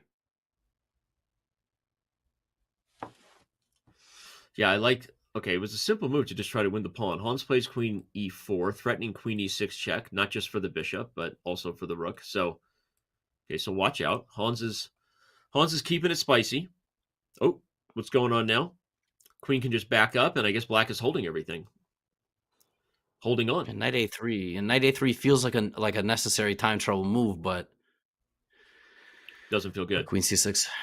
Yeah, Queen c6 is a Lazavik move. It's a Lazavik move. There it is. He finds that, and this could be a Lazavik game, Hans does not want to go down 3 games into 3 minutes. He's going to need every ounce of a time control that has been good to him in the SCC, but you don't want to be down 3 games. He's got to find a way to hold on here. Move fast. You got 10 seconds. Let's go. You know it's bad when the material is equal and it's -3. And Lazavik is winning this endgame style. He's going for the pawn. He's going to get 2 passed pawns, the dominant bishop. Oh, man. Dominant rooks. Oh, man. Oh, my gosh. Knight e3, g2. You can't even deal with it. Okay, you play g3, but by the way, am I just pushing? Yeah, I was going to say, am I just pushing the pawn? There's too many problems here. Yep. In the words of a famous streamer, just push and pee. Push and pee. Yeah, that's what Hikaru likes to say. Just push the pee and push the pee. I mean, don't hurt yourself, but push the pee. This is over. And there's 48 seconds on the game clock. So Hans Niemann might want to make a decision. Danny, does he burn the clock out or does he go for another game? I think that's a great. Oh, he's going to lose on time anyway. Doesn't matter. Oh my God, he loses on time, just completely forgetting that he had more, and he actually has to play one more 5-minute game. Which, if you are Hans Niemann, that is not a welcome sight, because regardless of whether he feels like he wants to get to the 3-1 portion, Levy, he's tilting. So you want the break. You want an opportunity to just refresh yourself. You know what I mean? So I think at this point, both the time control and the momentum are so in Lazavik's favor that this could be a real problem. Oh, it's a huge problem. And look at the position. I mean, you're down 3 games. You came back from the first break. You lost every single game. And now you have to play this absurd pawn structure where there's no easy way to just make the draw. Like, there's no easy way to get total symmetry. Lazavik is full of confidence. Why would he want to draw? 4-game lead going into 3-1 is effectively over. The match is over before it even starts. So this is a horrible situation for Hans. Really, it's the worst situation he's been in the SCC, frankly. Like, Danny, he wasn't down 5-2 to Magnus. I mean, okay, I think eventually he was in a worse situation against Magnus, yes, but I hear you. You're definitely right that he was in a he was never in this spot against Maxime Vachier-Lagrave, a World Blitz champion, against Wesley So, a multiple-time SCC finalist. Just to quickly think of something for Wesley So's resume, like I need to. Hans was winning those 2 matches start to finish on his way to playing Magnus last year, and anyone who watched the first round this year knows that Hans Niemann dominated the former world champion Ding Liren. So this is the biggest challenge Hans Niemann has faced to date in the Speed Chess Championship. I agree. But the good news is this is nothing for White. Like, Hans actually, this is, I don't know how much Denis was leaning into, just like not taking any risk, instead of putting the foot on the neck. But this is actually a perfect situation for Hans. Kind of a nothing game, doesn't change the score, make a draw, take a break. Yep. In fact, now that I don't have a lot of chances to push, if I'm Lazavik, I'm actually happy just figuring out a way to get this game to be a draw, because you don't want to give your opponent, when they're tilting and reeling, more time to gather their thoughts. And at this point, this is a game that Hans Niemann is almost playing on autopilot. He's not even thinking about this game right now, Levy, right? He's in his own head in terms of how he writes the ship. And so if I'm Denis, I'm like, just trade. Let's get an end game. I'll get you to a break so that I can get you back at the board. In fact, look at that. Denis agrees with the strategy. We are indeed headed to the 3-1 time control with Denis Lazavik carrying a 3-game lead, Levy. Just fantastic. When we came back from the first half point of the 5+1 section, a very similar scene, Hans walking out and us talking about Denis's amazing wall of trophies and medals. Yeah, the match was close, and we come back from the break, and Denis just uncorks 3 incredible games. Like, not much else to say. And the 3+1 has to be a total change. Hans has to change his shirt, splash water on his face. I'm no stranger to being down like 3 games after 5+1, Danny, but I'm also not playing Denis Lazavik. I was playing people who are closer to my level, and I knew that in faster format, I wouldn't be able to overthink so much. So very curious to see what comes, but so far it's Denis Lazavik's match. Maybe get some blue light glasses, maybe grab some energy gum if you're Hans Niemann. Do whatever you can to shake it off, right the ship, and get yourself back to the chessboard. We want a close match. We'll see if Hans Niemann can turn it around in the 3-1, but we'll see if we're going to see you in London. I'm talking to all of you fans. I know we just told you the disappointing news that the diamond tickets are gone. Your chance to shake Levy Rosman's hand. Again, no guarantees made about Levy Rosman shaking your hand. Thank you. Blah, blah, blah. All the things I would say in terms of the preconditions, but we will see you in London. You can use the command TIX. We hope that you are there. It should be awesome. The Speed Chess Championship energy in Paris was fire, and we expect nothing less in London, no matter who is going to join Magnus Carlsen, Hikaru Nakamura, and Alireza Firouzja, Hans Niemann, or Denis Lazavik. It's going to be crazy. So we'll see you in just a little bit. Levy, enjoy your break. When we come back, we have got the call for 3-1 as the Blitz time controls get faster and the SCC continues.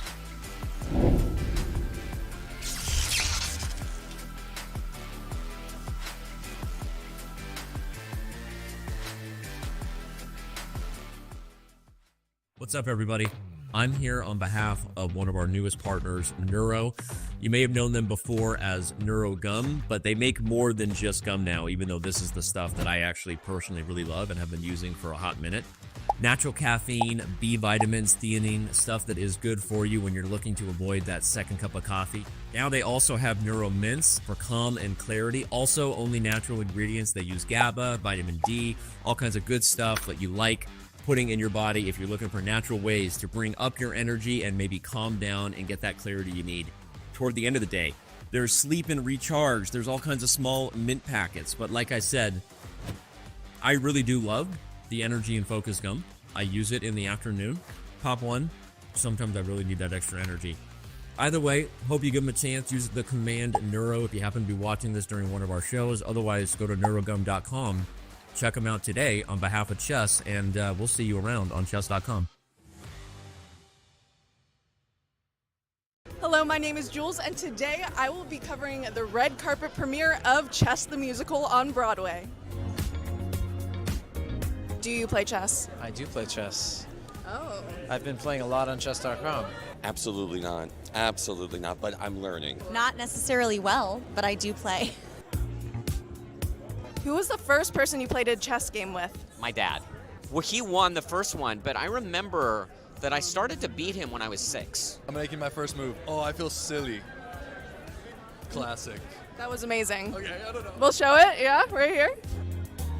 Who would you say is the strongest member in the cast? Oh gosh, I mean, between our cast and crew, there are so many people that are playing lately. I know that like Ian, our MD, is playing constantly, and Nick is playing, and Aaron, everybody. Probably Nick. Nick, he's on it. He pretty much is on that app all the time playing. Well, Nick and I very conveniently have not played each other in chess. Everyone has said you are the best player in the cast except for Aaron. So does that make me number 2? Well, does it? No, I'm not 2 to anybody. Probably. Yeah, actually. I know, I hate admitting it. And I'm gonna ask you a quick word association game, so whatever comes to mind. Chess. Game. Magnus Carlsen. Unbelievable. Prodigy. Child. Rook. Castle. Knight. The horse. Yes. Pawn. Pawn. Short yet critical. Would you say the artistry of the game of chess mirrors the artistry of theater at all? I think that the artistry of chess mirrors the artistry of a lot of things in life. You know, I think that between politics and relationships and theater, everything, you know, there's such a similarity and connection that you can make. All right, guys, it's time to see the show. We'll see you when I get out.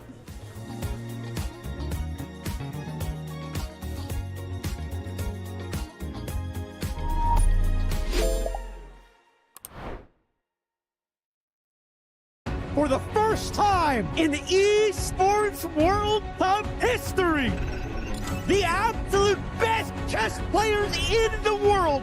EWC is the biggest tournament in my calendar this year.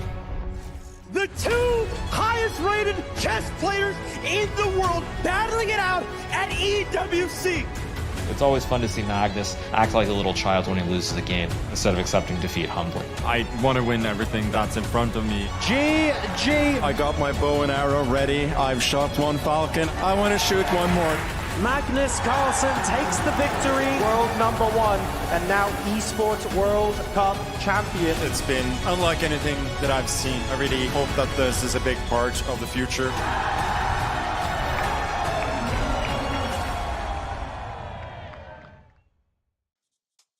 Со мной сейчас сидит гроссмейстер Денис Лазавик, и мы сейчас будем его спрашивать несколько интересных вопросов. Посмотрим, как я говорю по-русски еще. Телефонный звонок или текстовое сообщение? Ну, звонок или текст?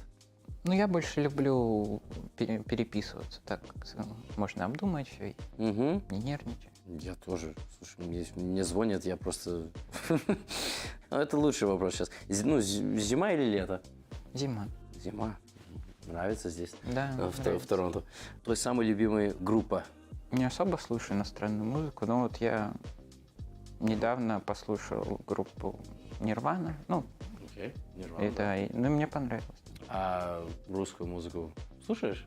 Для меня B2 она очень, очень хорошая группа. Ну вот, когда там с папой в машине еду, там радио, и там, конечно, русские песни, да. Ну, я даже не запоминаю, как название. Окей. Знаешь хотя бы, ну, Виктор Цой? Да. Окей. Тогда хорошо. Я не так давно его узнал. Потому что я родился в США, поэтому я даже не знал его музыку. И вдруг я где-то услышал, мне очень понравилось. Любимый создатель шахматного контента? Мне нравится Корона, подкаст Короны. Могу какие-то видосики Hikaru посмотреть и так далее. На русском это, конечно, ну, Левитов Chess. Смотрю там. Oh my god, these are big Russian words. Слушай, как сказать это слово? Вообще не... Художественное. Художественное, вау. Художественная или научно-популярная литература? Наверное, научная. Научно-популярная. Кофе или чай? Чай. Я так и думал, но для меня кофе это как... Я как Шерлок Холмс. Блиц или классика? Блиц. Я с тобой несколько раз играл, да. Я вот помню, может, даже 2 года назад в титульном фронтике. Я пока еще был международный мастер. Мне это очень не понравилось. Онлайн или за доской? Онлайн. Лучшее изобретение в истории человечества? Интернет. Денис, спасибо, что ответил на наши сумасшедшие вопросы. Спасибо.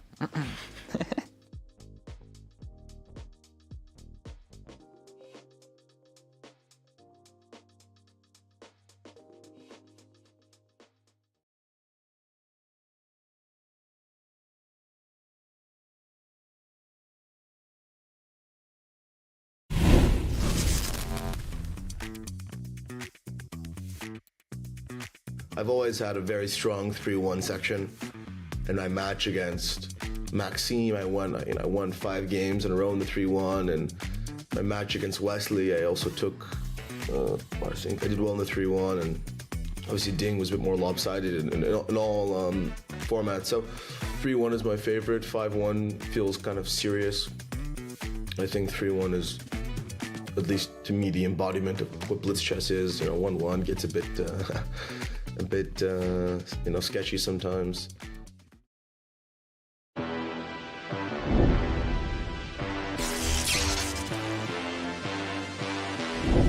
I agree with Hans. I think 3-1 is the embodiment of speech, especially in the modern world we live in online. Although all kinds of debates about whether we should have increment or not. But regardless of how Hans feels about the 3-1 coming in, he really is liking this time control now, Levy, because he needs something to change down 3 games against Denis Lazavik. For sure, and he did change shirts. No, I am not coaching Hans Niemann secretly. The offer was actually made in reverse, but I think it's important. I think he should. He probably, like I said, took a rinse. I mean, you gotta brush it off, and as you said, Danny, 3+1 is certainly the section we will be seeing some sort of comeback from Hans. I don't think it's going to be a 3-point deficit going into Bullet. This will either be a 6-point deficit or it will be tied, because Hans has to try to win here. We have seen some Bullet collapses throughout, like Hikaru Liem was only close because Hikaru lost a bunch of games in Bullet. That, like, nobody saw that coming. So we could be looking at that situation, but I think Hans is going to try to make it even here and now. Yeah, I agree. I think this is the moment to make his move if it's Hans Niemann. And will we see a change of the openings? No. Okay, so that answers that question. Does the changing of the time control and kind of the changing of the shirt, again, Hans Niemann officially in a more comfortable t-shirt now, will it mean a change of the openings? The answer is no. We still have this Rossalimo Sicilian. This time the knight goes to a3. So we have a very different structure this time around. This time Lazavik will not be putting the bishop on g4. So total change, right? Complete and total change of the structure. Boys are not going to have that much time to think here. So we'll see how Hans's instincts hold up. Hans is still playing with 100% accuracy, by the way. Okay, 99.9 after that move, but he was playing with full computer prep, knew exactly what he was doing. Look at the clock. He's got more time than he started with. So Hans is ready. He's dialed in for 3-1, and I think we're going to see a bit of a comeback. Will we be tied? I don't know, but I think Hans is going to keep this thing close. This is, if you have to win a game, Danny, this is it right here. Yeah. He just sacrificed the entire queen side and damaged the pawn structure in front of his own king. What on earth is this? This is it. Take a look, everybody, and don't blink. White is down 2 pawns and doubled kingside pawns, but the computer likes white. It tells you Hans knows what he's doing. This is prep. This is a line that he's clearly worked on. I mean, whether it was this position or not, there's no way he's on his own here. There are all kinds of reasons white has compensation. Knight b4 is coming. If you win the d7 pawn, you're immediately back in the driver's seat because this c6 pawn becomes, it becomes very dangerous. So yeah, Denis is going to take his time. He's down more than a minute, but Hans once again uncorking some pretty deep prep. Yes, Hans was up 1 pawn before those 2 were taken. Like, he lost the 2 pawns on the queen side. It's only a pawn. It feels like 2 pawns, but queen a4 is a tricky move because it protects d7. I mean, there might be lines here you can play e6 with white and just make a pass pawn. I would never play e6, but knight b4, knight d5 are nice ideas. Trading the queens with pressure. If you have to win a game, this is it. And if Hans wins this game, and I thought he had a chance there. I thought he had something better than knight a6. But if he wins this game, Danny, momentum will shift very fast. Well, I like knight a6 even if he had something better. I don't know what the computer wanted, but Hans's idea is to control the b8 square and just ask black what you're doing. Black I just thought he had c6. has no moves. I thought c6 just tactically won a pawn, but okay, the knight is on a6. There's no point. There's no point looking. Well, but also, is there to be 7 coming? I guess I'm still liking white's pressure. I know the computer doesn't like it as much, and I think you're right. I think c6 was objectively better, but I still think Hans is in control here. At some moment, there's going to be a ghost move like d6. That's a move that I would miss easily in a blitz game because you just feel like you can't play it. I don't know, something like that move must be terrible, but like it will appear, and out of nowhere, black's going to be fine, you know? But I mean, d6, e6 looks horrendous. So, there you go. That's a good rook b7, g5. There you go. I loved rook b7, but g5 and We Live. Shout out to James Canty, world boxing champion. G5 is a nice move from Denis. It undermines the pawn structure so that you can get your pieces out, and Lazavik is right back in this thing. Yeah, g5 is like one of those Hikaru moves. You know, you have all the pressure, and then he just like in 2 seconds plays g5. Finding g5 just as a concept so quickly is so nice. And I said it's a ghost move, like it's one of these frozen pawn moves you don't really think about. And Hans is still a pawn down. He still has to prove something here. Yeah. Still has something to prove. He's also, again, still down a minute on the clock. Lazavik trying to wiggle his way out. There's your other ghost move. He does play d6, but it opens up the 7th rank. So this is a spicy thing to do. Yeah, to understand that rookie. Yeah, I was gonna say you probably should just take on d7, but it's just so crazy, Danny. Like it would have taken us 40 seconds to understand the complications of d6, and he's just like, yeah, d6 is probably the best move. Like d6 it's crazy. Yeah.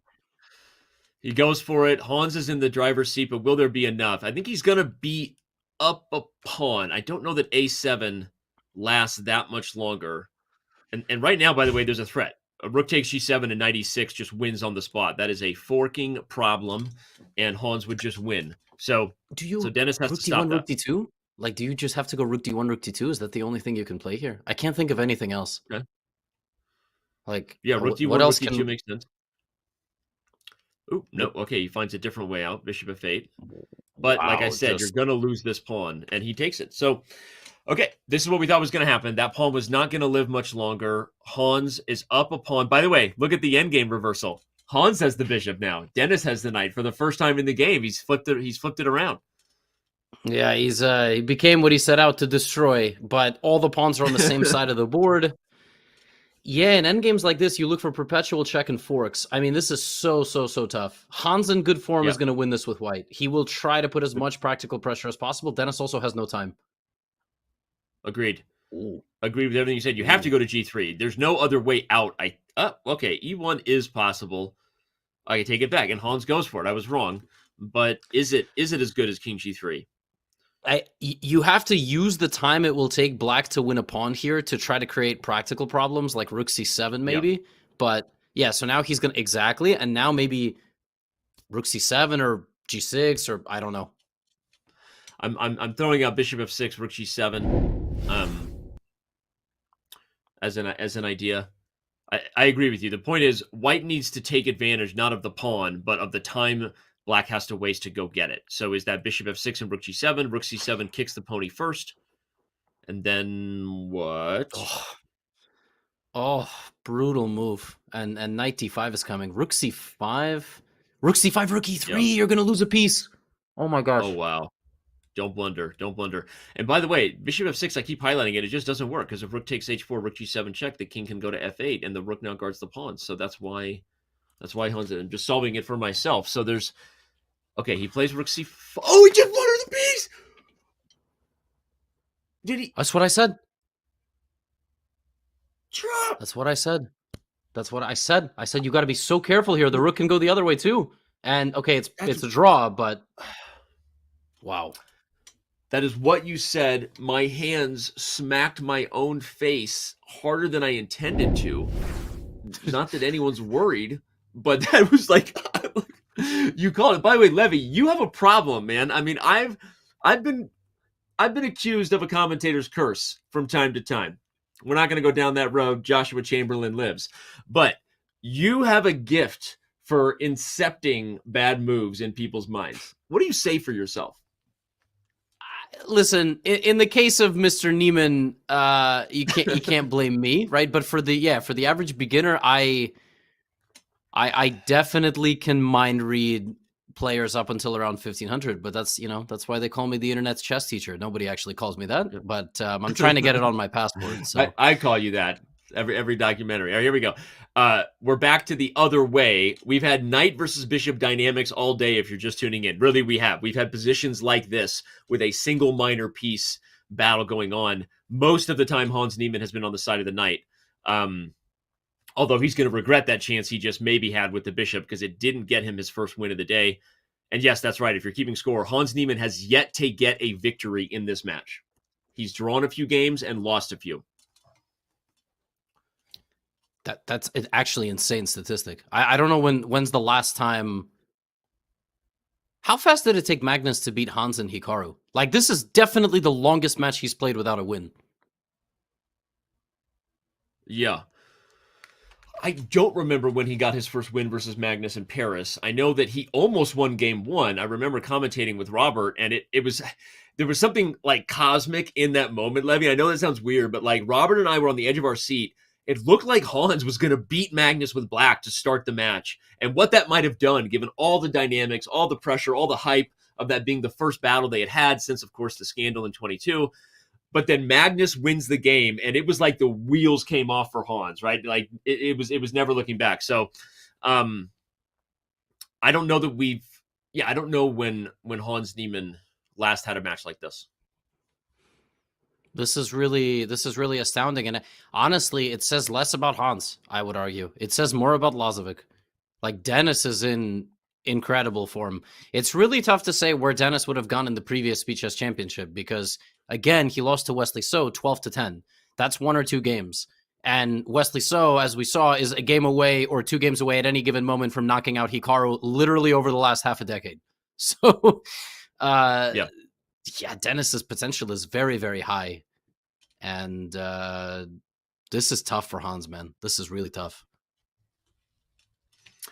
Well, this game, too, is like, it's not going to... Okay, we never know. Blunders happen. But I don't think it's going to go his way. And so now you're already in a spot where, okay, down 3 games, do you just want to get another game? I can't complete my thought before they answer the question. I was going to say, are you already in a spot where you stop trying to fight, Levy, because you're looking at that clock, 39 minutes left in the 3-minute portion. If you're Hans, you don't have time to screw around in those games, Levy. You don't have time to waste 5 minutes on the clock trying to win a stupid night end game, right? Yeah, no, for sure. You have to go for something a little bit more.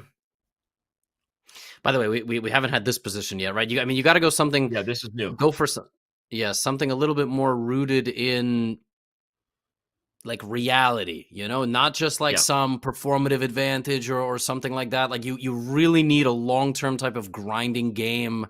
And he's had a few positions that kind of looked good, but he couldn't really get any play going. And Denis, it's not Denis's match to play for a win anymore.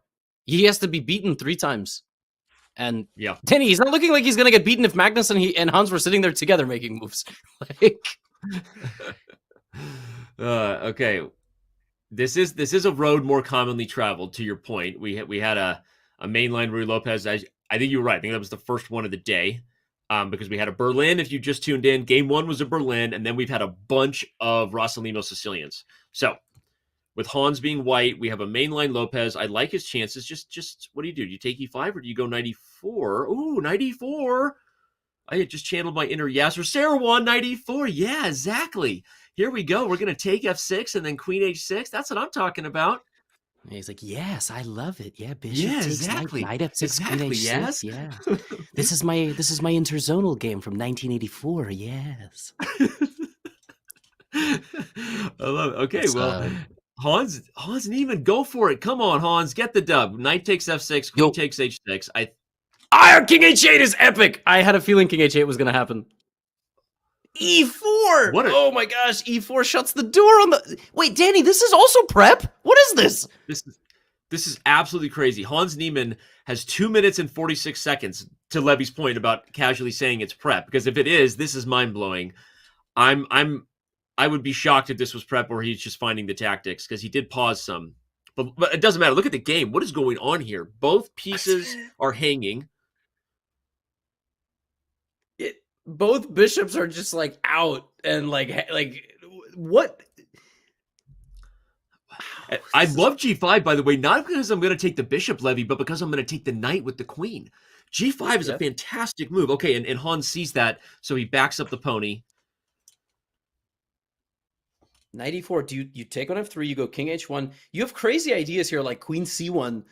Oh my! I mean, if Denis Lazavik plays queen d3, I'm out of here, bro. Like that. That's just. What? I get it. Oh, okay. He doesn't. I'm with you. That would have been quite the move. He plays f5. Now Hans has a chance. Your queen c1. Hans sits up in his chair. He's got a few tells when you know Hans feels like there's a moment, and that a little bit of a sit up. I think he senses that there's got to be some pressure here. Hans really wants to find it. Queen c1's a fork. It's a fork of a square and a pawn. It's a very, very rare fork for everybody at home, but you're forking a square. That's rare stuff. And then you fork into a fork. It's forkception. Oh my gosh. I'm like laughing. I can't draw the arrow because I'm laughing. It's forkception. Queen c1 is a fork of h6 and c3. You step into a fork of h8 and b4. It's a forking fiesta. It's a forking fiesta.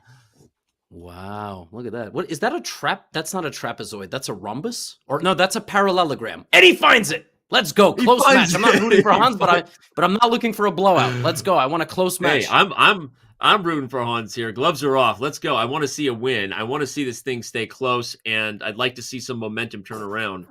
Not rooting for anybody in the bigger picture, but I want a close match as much as anybody does. Danny, queen e7 is the knockout rook d6? Is that what we're going for? Hey, rook to d6. Welcome to the party. So. h6. I don't think so. Queen g7 check, unfortunately. but okay. It looks like the right move. Wait, maybe it is. Maybe there's some rook g1 at the end. I don't know. But okay, now rook d6, still queen g7. No, I think where's the win? I think you might be right. Rook d6, queen g7 check, king moves, you take on e4, and you. Yeah, you're right though. How do we just get this rook to flip over the queen and get to g1? That's the question. Then there's queen d2 threatening rook d7 and rook g1 and queen b4. What is happening? What? Analysis board. To the bat cave we must go. Here we go. Rook to d6. Queen to g7 check. I think Levy's right. Takes, shake and bake, takes e4. And is Levy right? He is right. Queen to d2. I would have never seen that in my own games. It's so much easier to analyze games. Dude, that's a brilliant idea, though. Literally another fork. It is the forking fiesta continues. B4, D7, H6, G1. Hans is he finds it. He finds rook D6. He's on the prowl. What a game. It's like the best game I've seen in months. FE queen D2. That's nasty. Okay, he finds it, and what's next? Denis knows this is scary, right? He knows he doesn't even want that knight, but he's got to go for it. Why not queen d2? Why not queen d2? Yeah, wow. What? I mean, he's allowing rook g8, but dude, you can't stop mate on g2 if you play rook g8. That's the idea. I guess there's queen e4 and you have to play like f4 or something. Oh, he just totally missed it. Wow. Okay, he missed it. Okay, I guess we have this is one of those spots where maybe we're just not realizing. What is it? Oh my gosh, Hans is not going to win. He has to find bishop e6, Danny. It's the only move. He might even be losing if he doesn't find that move. What is going on? It's slipping. You have to find bishop e6. You don't have a lot of time. 20 seconds. I think he will find it because I think at this point, the only move will sort of force itself. I think he's going to find bishop e6. 93 move! Oh my gosh, he sucks the queen of the Danny! Oh my gosh. By the way, there was another win there, not 95. What the fork? I agree with chat is happening here. Holy fork balls. This is... Denis Lazavik is a cat with 36 lives. Seriously. We will be backing up to see what was the win after knight to d3 because Denis didn't put the game away. He's just happy to hold, let's be honest. But I'm like just shocked. I have no idea where the wins were. I mean, I saw queen d2. That I saw. Afterward, it's a blur. But yeah. And Hans might flag. They both might flag. They have 3 seconds.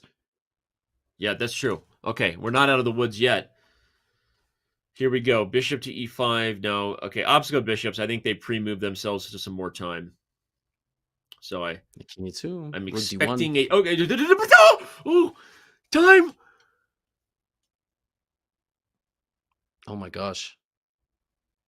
Hans Niemann is actually at risk of flagging. I don't know what's going on. Yeah. Well, and so is Denis. You got to move. Okay. Isn't Hans like potentially risking losing if the black king gets into the position? This is yeah. What is going on? What's going on here? Okay, it's just a draw, but this is but it was unnecessary. It's a draw, but only black can win now. Like, this is completely turned around. Yeah, he's gonna just worst case scenario is rook and bishop versus rook. And we are getting rook and bit. Wow.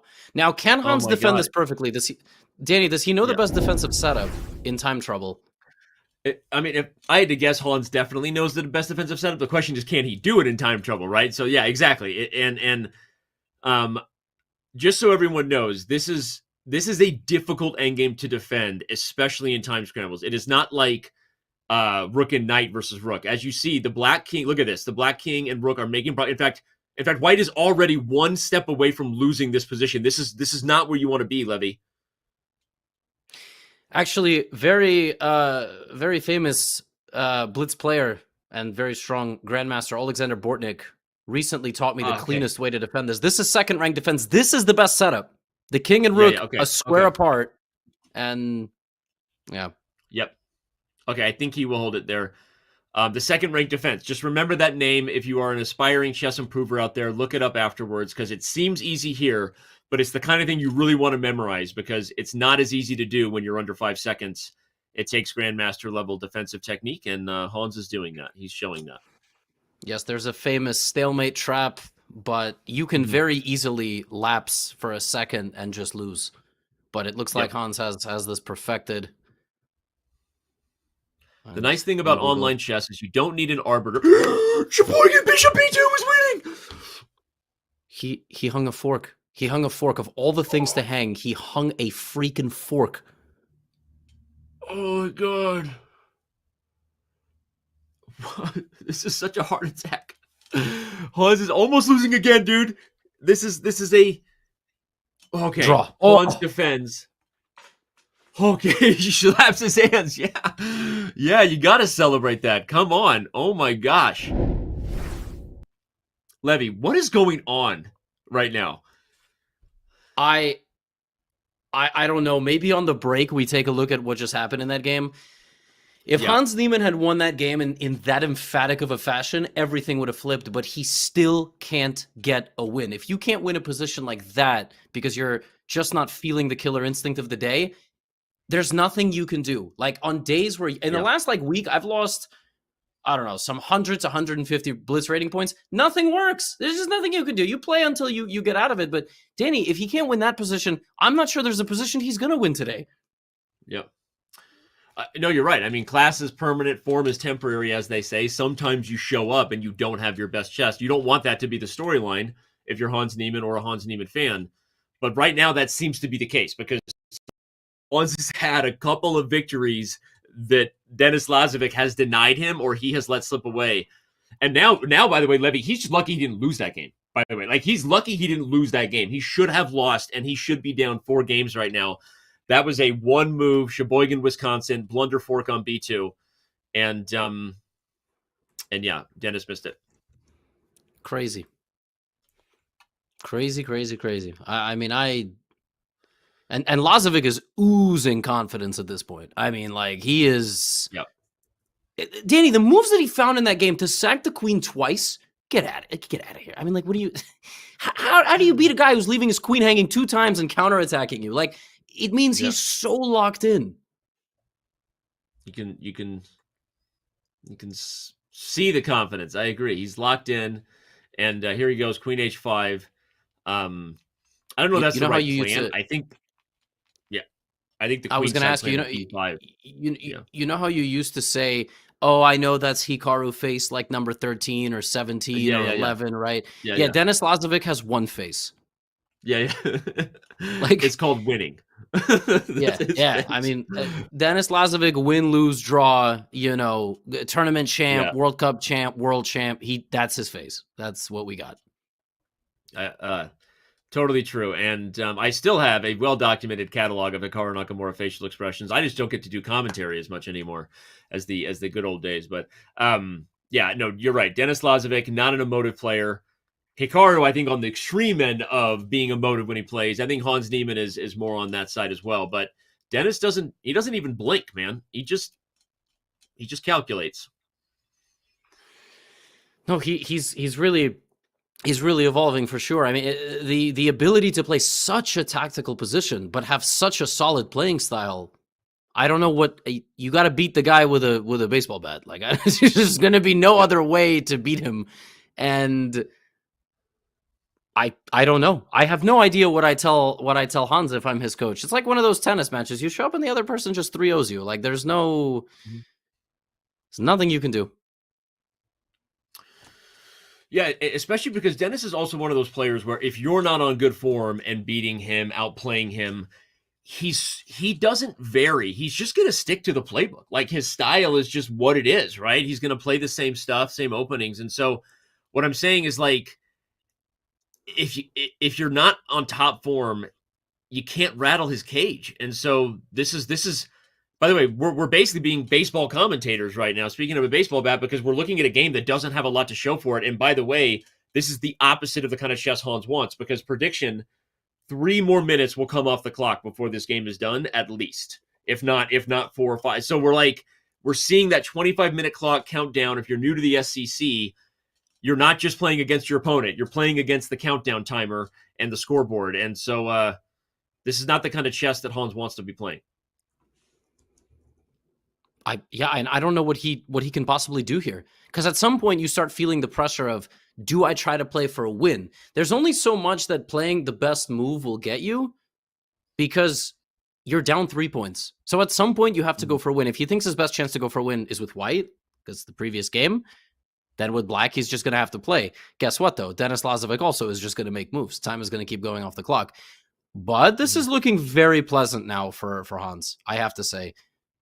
Yeah, I mean, I would have never played that move. But his idea is to stop b5 ideas, I think. Yeah, he's guarding the b7 pawn so that you can be b5 with take once and then probably c5. Or the other way. Or you take with the c pawn and play a5. Yeah, okay. That's better. Denis trying to get rid of his weak. It's a good idea by Denis. Sorry, we're lagging a little bit again on the audio. Didn't mean to cut you off. Go ahead. No. I don't have anything profound to say. I've said everything there is. Now it's just a question of how much longer can Denis do nothing in the position before Hans starts throwing haymakers. And if he does something really crazy, he will lose a game and be down 4, and that you generally don't recover from. there have been 2. I'm gonna the SCC production family in the background is gonna check my stats here, but I used to do every SCC match commentary for years, and I'm pretty sure there has been 2 4-game deficits overcome in history only, and one of them was overcome to tie but still lose. I think there's only one 4-game deficit that was ever overcome for a win. For anyone wondering, we're gonna ask stat team to check on that, but I think so. Pretty sure like a couple of years ago, Magnus was down 4 games to Hikaru and then came back. And I don't know if that was the match that he ended up losing anyway, or if he won that match. But that was pretty wild to watch. I'm pretty sure he lost that match anyway. There was also a women's Speed Chess Championship match. I remember that Irina Krush was in that had a 4-game deficit where the person who came back also still lost. But I'm pretty sure there was one 4-game deficit where someone won. All right, here we go. Endgame time. Both sides under 20 seconds. What do we got, Levy? Well, first of all, we have rook b7 hangs a rook. Let's not do anything too rash. Bishop f5 is an amazing move, hitting the pawn on d3, forcing white to push the pawn forward. Now the light squared bishop is terrible. Okay, Hans is pushing. This is good. The a pawn will run, and the a2 square is guarded. This is miserable for white. No. I mean, this is like objectively completely lost for white. Like, there is nothing. The pawn is going to get all the way to a2, or the king is going to come in d65. You're lucky you've gotten the setup that you have here, but even this is not going to be good enough. That black rook will switch to the c file, and this game is over. Hans does it. Doesn't need to be asked twice. But Hans had to bring his king. He hung a pawn. Yeah, but the rook is... I think black... Oh, white has to find rook a1, and he finds it. Yeah. Oh, the right move order. Oh wow. My God, Denis Lazavik. Yeah, he's sacrificing a bishop because he's gonna do the same thing that happened last game. He's gonna try to trade all the pawns. Rook b. But Hans he's in time, Danny. Rook d3, rook d7. Rook d3, rook d7. Or bishop d7 first. Oh, and rook g3. Oh my gosh. Wait, but the king is stalemated. There's a renegade rook. Renegade rook on the board. Oh my God, I saw it. He's got a renegade rook because the king is stalemated. Holy crap. He hung his bishop. He had to. Oh, Denis wondered. Denis thought it was stalemate. And Hans gets a victory. There it is. Oh. Finally, he says. You can find it. There you go. Oh, wow. Hans is excited, boys and girls, about that victory.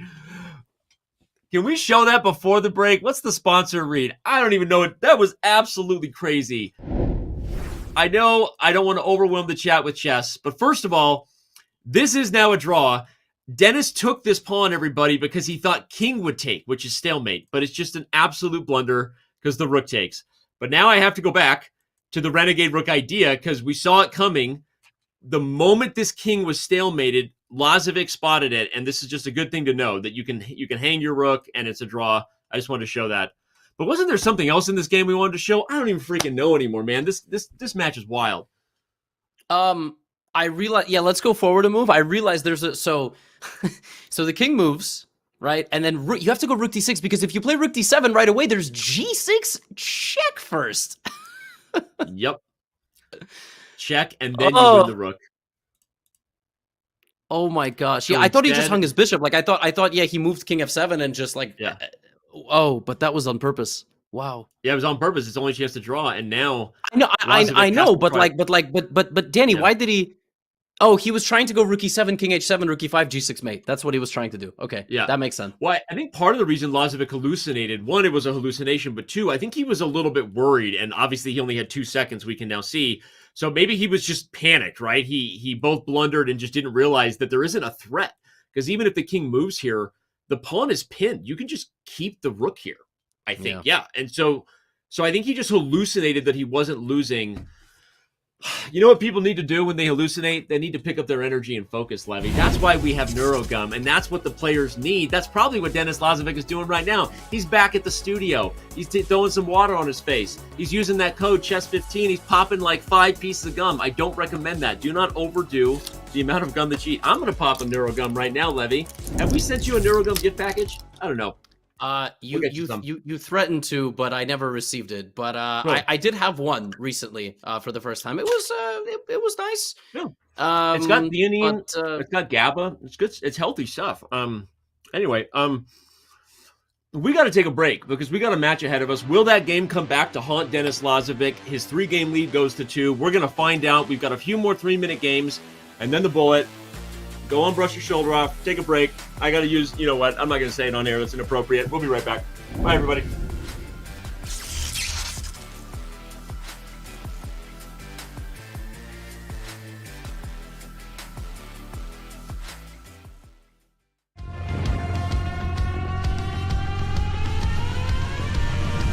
Another pep talk? Nah, you're past that. Hype fades, but good energy, that stays. Workout, workday, whatever. We're here for it all damn day. It's never just one thing. Be ready for everything. Mind sharp, focus locked. Don't just move forward. We've got good energy. Neuro Gum and Mints. Starting battle. Welcome back to AnyChess. AnyChess is modernizing chess by infusing the timeless game with an innovative spell mechanic. Players can compete against each other, participate in tournaments, and craft their own spells to battle and climb the ranks. All classical chess rules apply, but can be overridden by spell mechanics. Invisible march. Strategic. The knight on h6 used Shot in the Dark, moving it invisibly for 1 turn. And meanwhile, White used House Recruit to spawn a pawn. Clear the ground with a single bound. White uses Bisshop 2.0, launching the bishop over a pawn to capture. Invisible march. Strategic arch. Shot in the Dark allows Black to win by Kingsley. Push your chess limits. Try spell chess in the AnyChess Open Alpha. Who is your favorite person in the tournament as a friend? Fabiano Caruana, because he's a very friendly person. I think I have good contact with Javi. Oh, Prague. I also get along very well with Prague. Fabio Praganda, probably, yeah. Well, Fabiano Caruana. And probably Gukas Domarazzo. Maybe Kasparov. Maybe for fun, yeah, Magnus, because we are in Team Liquid now. What is your favorite city in the world? The Hague, where I live, Minnesota. Krakow. Probably Paris. I like generally, Switzerland, Geneva, Dubai or Doha is also very, very, very suitable for me. Yeah, I'd say Chennai. Are you more a night owl or an early bird? I'm definitely a night owl. Early bird nowadays. Early bird. Late. It depends on my routine because sometimes I night owl and sometimes I'm early bird. Recently I became night owl because I played in many classical tournaments and I have to prepare. My advice is just to be a morning person. I wake up around 9. 8:30. Maybe 9. Sometimes 10. I usually at 10 a.m. Actually, I wake up early around 8, 9. But whenever I study chess, it's always late. 10 maybe, the 9:30.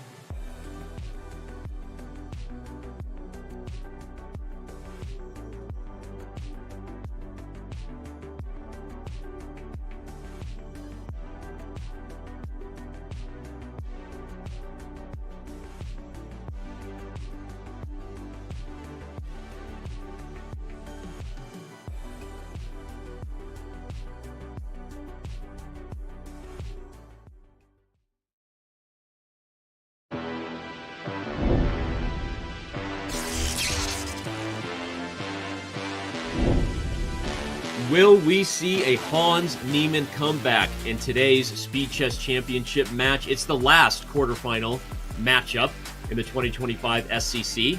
Whoever wins today joins Magnus Carlsen, Hikaru Nakamura, and Ali Reza Firouzja in London. If it's Hans Niemann, Levy, we got the same 4 dudes we had in Paris. If it's Denis Lazavik, then a newcomer crashes the party. Either way, it's going to be a blast. And here we go. We have yet another Sicilian defense, and this time Denis Lazavik, after the troubles of the last game, although that game wasn't even a Sicilian, it was E4, E5, he changes it up. So he decides to test out a new opening. And yeah, Denis Lazavik is the only person preventing a repeat of last year's Final Four. Danny, we just watched them play 12 games, and it was unfathomable to us that Denis Lazavik would lose a game, and he lost the game in the most absurd way possible. Like, it wasn't outplayed. he lost the game by miracle. So can he bounce back emotionally? Yeah. And it is funny because those types of losses, to Levy's point, are the kind that can shake you. It's been all Denis all day. He has seemed unrattleable, if you will. But it's not just that Hans Niemann got his first win right before the break. It was how he got the win and how Denis kind of brilliantly held and then blew it. So we'll find out. Right now, it's already looking pretty good for Hans. This bishop f3, he's going to take c6 at some point, and that's a problem. He's just going to take that knight. He does it. I like this it. This is a Lazavik-style game, as if he was playing white, but he is not. So Denis is going to have to try to... Uh-oh, is there bishop c3? Uh-oh, Hans is losing. Wait. Oh, he just blundered his own exchange? Oh, wow. Yeah. Bishop c3, bishop d2, rook d8. So I have no clue what you play here with white. Yeah, just real quick in your head, everybody. Bishop to c3. If you try to block, the rook comes to d8, and that's a pin for the win on the queen. So yeah, Hans sits up in his chair, not the good kind. Yeah, we'll show it real quick. Here we go. Rook to b1 or whatever. I think you go for this and sack the queen. I think you go for this and take on c3. You must. Yeah. Wow, that would be quite the journey. Is it happening? Yeah. It's happening. It's happening, everybody. There it is. Here we go. There it is. Levy called for a queen sack, and he gets what he wants. Oh, yeah. We got a queen sacrifice from Hans Niemann, although not a fun one. This is much more of a defensive sacrifice than an offensive sacrifice. Yeah. But I have to say the position still looks pretty nice for white. Yeah, he's got some pressure. The dark squared bishop is one that cannot be rivaled by anything black has. The d6 square is weak. And the 3-on-2 majority for Hans is much better than the 4-on-3 majority that Denis has over here. So there's pressure. That's the point. Hans does have some compensation. Oh, I like that move. Yeah, trap the rook, and now here comes f6 at some point. That rook just got loose. I don't understand the move rook d6 at all. I mean, it was quite obvious he was going to play bishop d5. So I think Hans is relying on the move c2 to c4. If that move can land, white's position is great. But now Denis is going to trade a pair of rooks, and white's resistance against the queen gets significantly weaker. Because when you play against the queen, you need pieces that can coordinate really well together. And with just one rook on the board, it's just not going to happen. It would actually be even worse for white if white had a knight instead of one of the bishops. But yeah, this is looking very bad. Black can just defend the a7 pawn. I mean, there's several ways to do it. Queen c7, queen e7, queen b8. But all of them will likely be followed by e5 at some point. And black is sort of slowly pushing. Oh, wait, what? Oh, tactics. He's saying if you take, I'm going to play queen a8 and win the a3 pawn. So he's defending tactically, the old-fashioned way. I just realized I have gum in my mouth. Shout out to Neurogum. Sorry, I'm going to take that out. Sorry, everybody. There you go. Neurogum out of my mouth, but we'll save that for later. Is he shaking his head? I don't understand why Denis is so upset, but I'm not the one playing, so... Oh, now bishop a7, queen a8, rook d7. Oops. Or that. Okay. But there's queen a6. I'm not sure, really. Black has to move the bishop first, so are you going to c2 or are you going to f5? But now you're allowing bishop takes a7, and Han's still not going for it. Hans is doing this. Hans is doing this because he wants the bishop to block the black king's escape. So he wants his rook to infiltrate, and he doesn't want the black king to run out. That's what I think. And so g4 was too much, I think. But that's the idea. Yeah. Okay, but h5. it also is a pawn move, as you said. It's too much. It's a pawn move you often wish you could have back when you advance them in front of your king. So he gets his goal, but now Lazavik has a target, which is the white king. He's going to try to open it up. 20 seconds on the clock. Weak king against the queen. Really dangerous. h3, queen c7. h3, queen c7. You have to find bishop f2, which is very tough. Okay, he plays it right away, but we're still taking on g4, likely trying to open it up. Yep. Yeah. And the e-pawn for black is decisive, I think, in the long run. Mm-hmm. But okay. But all right, if you get four, what's going on here? If you play b5, I mean, is Hans getting some counterplay? No.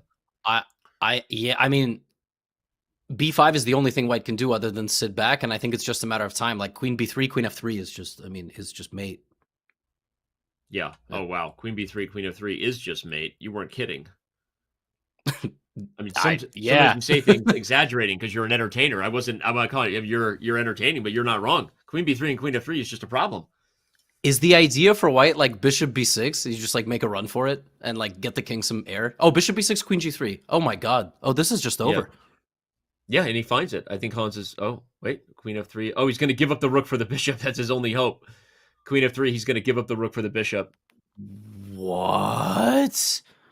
Wow, and then there's b5, and then... Oh, that's a nice idea, Danny, because he's trying to get a passed pawn. Yep. He's saying, when you take my bishop, I will take with a pawn. But at least Hans isn't mated anymore. Only 4 seconds. The biggest problem he has is not on the board right now. It's on the clock. Yeah, f4, there was rook e4. Like, this is still tricky somehow. Yeah, now he's gonna play tickle. Back and forth. Queen b2 is nice. Oh, okay, but hold the phone. Dangerous. There's tactics. There's discovered tactics on e8, and the queen is hanging on b6. If Lazavik should move his king, what? You can sat. What? He finds rook e1. The pawn is defended. Wow, he's going for a fortress. The pawn is protected. Yeah. This is not simple at all anymore. Again, the biggest problem is the clock. Will he continue to play the best move with only a second of increment? Apparently not. He hung queen d5, queen d5, and queen d3. Queen d5, queen d3. Oh my god. Queen d5, queen d3. Dennis doesn't see it. He's not moving it. He doesn't see it. Oh, he does see it. He doesn't see it. He misses queen d3. Wait. No, queen d3, king f4. This is the best line. This is the best line. And it's mate. b7, king f5 was mate. Oh my god. Denis Lazavik rights the ship with a huge victory. Levy's line, for the record, was even better. Those keeping track, you didn't have to take the pawn. No. You could. King of five. I see what you're saying. Sorry. Yes. We can show it really quickly. Because it was amazing. I just got to pull it up. Yeah, it was right here, just to show real quick. You could have just played even just king f5, and you get a queen. Doesn't matter. And you're checkmated where you stand. So, but either way, Lazavik coming back is the story of that game, and he rights the ship, maintaining a 3-game lead. Incredible, yeah. And Hans was yelling. I mean, Hans has won 1 game in this match, and it was Denis Lazavik sacrificing a rook for a pawn he thought was a stalemate. Like it's actually mind blowing how well Denis is playing. Like I said, at a certain point, it's less about Hans. Denis is playing unbelievably clutch.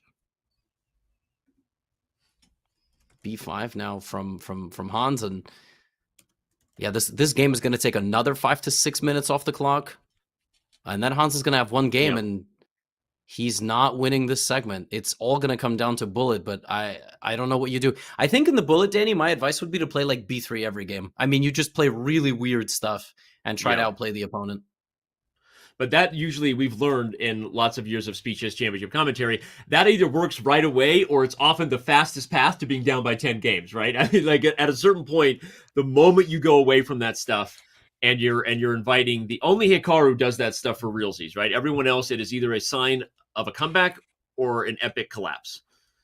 And Hikaru has been weak in bullet this year of all the formats. I mean, he's done his heavy hitting in the 5-1 and and the 3-1. So, no, you're right. You're right. But listen, losing a match by 1 and losing it by 10 is the same thing, really. Yep. Minus a little bit of prize money. So you got to go for it. Yep. OMG. Denis Lazavik wins that game, pushes the lead back to 3. To Levy's point, the only Hans Niemann victory so far has been a stalemate blunder by Lazavik, and this is...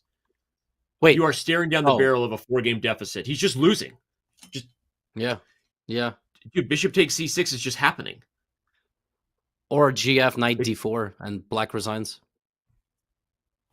This is crazy. This is a mix of Hans tilting and just Denis being, I mean, he's Drago today. He might not look like it, but this is Drago versus Rocky and not it the ain't looking good. The first one where Drago. Wait, do I know my Rocky movies? I don't even know. Don't spoil in case anybody hasn't seen it yet, you know. But brutal. Yeah, I mean, exactly. just look at the bishop on h7. It's the worst bishop of all time. Yeah, that's not a good piece.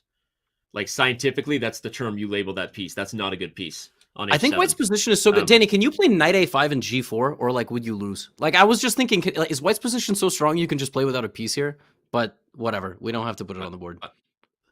No, but you're right. Look, the rook is trapped where it stands. Can't go to a8 without a check discovery. Oh my god, he's going to d5. He's got more problems coming. Knight d5 and the rook on c3 is trapped. Hans needs to resign and get another 3-minute game. This is brutal, and he's facing down the deficits that as we've said, we've only seen a comeback of 4 games for victory one time in history. We have seen 4 games tie and then lose. And again, I'm saying stats based on my memory because I'm old and I've done a lot of this, but I actually will confirm that. But I'm pretty sure that Hans Niemann is now facing historical territory.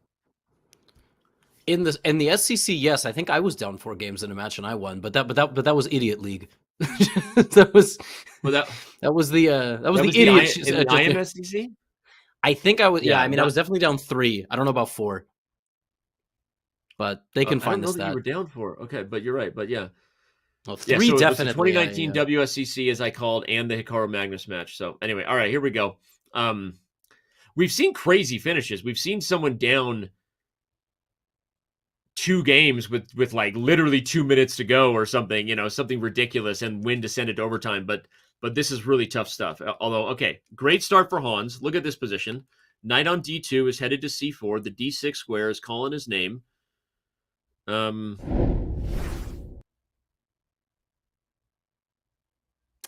Yeah. Okay, knight f5 is sort of an absent, but I would go g4 h3. No, I would have went g4 h3. Was that the best move, g4 h3? I feel like it looked very nice for White after that.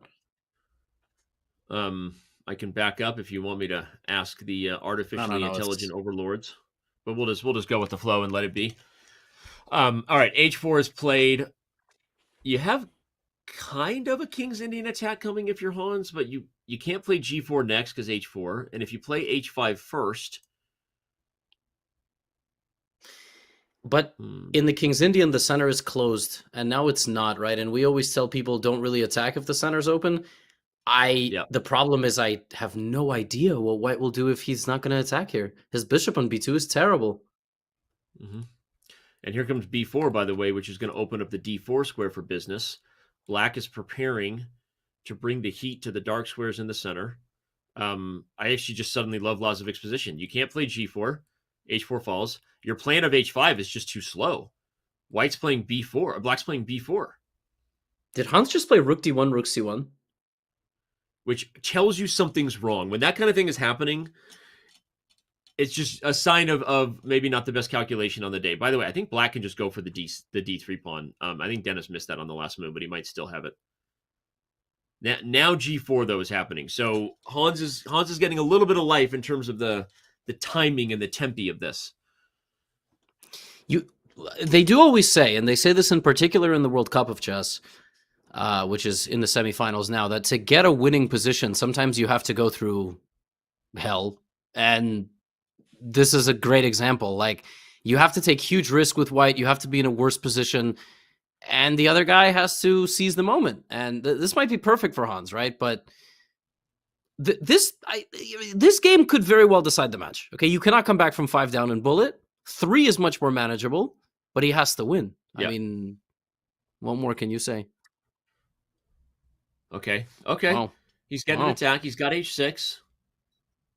Bringing the heat. Yeah, because if G6 is... Okay, but if G6 is played, now F6 is really scary. Oh, Bishop A3. That's why the computer was saying you had to play A3. Hans missed it. Bishop A3 was such a strong move there. And again, they're both missing it. Somebody has to occupy the A3 square, and whoever does might win the game. Danny, on the previous move, could black play A3 and C4 and RIP to white ever getting the bishop out? Yes. Yeah, that was the best line. It was A3 with tempo and close it up. Yeah. Yep. I mean, okay, but still, Hans can play bishop A3 here, and white is in a great spot. And the point, everybody, is it's not just about the C5 pawn. If this dark square bishop is traded, you're getting mated on the dark squares here. Like, bad things are happening. Neither side is appreciating just how subtle this is, which, again, is easy for us to say. We have the eval bar. We have a couple of yapping heads. But the bishop has been put on a much better square now. Yeah. And as you said, queen f3, knight f6 is always there. Yeah, the dark squared bishop is the reason Lazavik hasn't lost yet.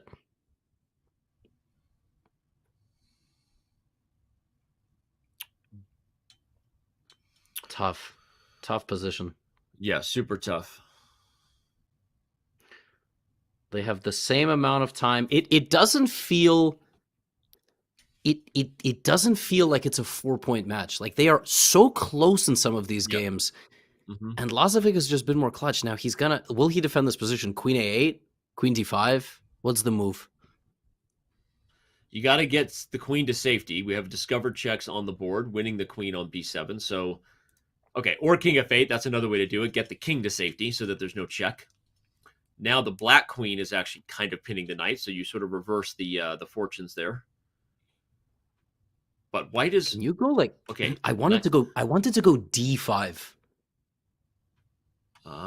You just want to blow it up, and you're so aggressive sometimes, Levy. You know? Yeah, but I feel inspired watching them play. I would not come up with these moves like on my own. I mean, I don't know if d5 was any good, but I kind of like that you were breaking the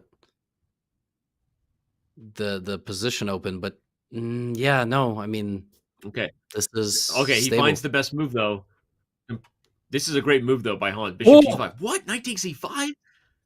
No, you allow no bishop takes e7 and queen f6 check? What the? Absolutely. He's never playing knight e5. If he plays knight e5, I'm gonna eat my hoodie. Yeah, okay. No chance. No chance.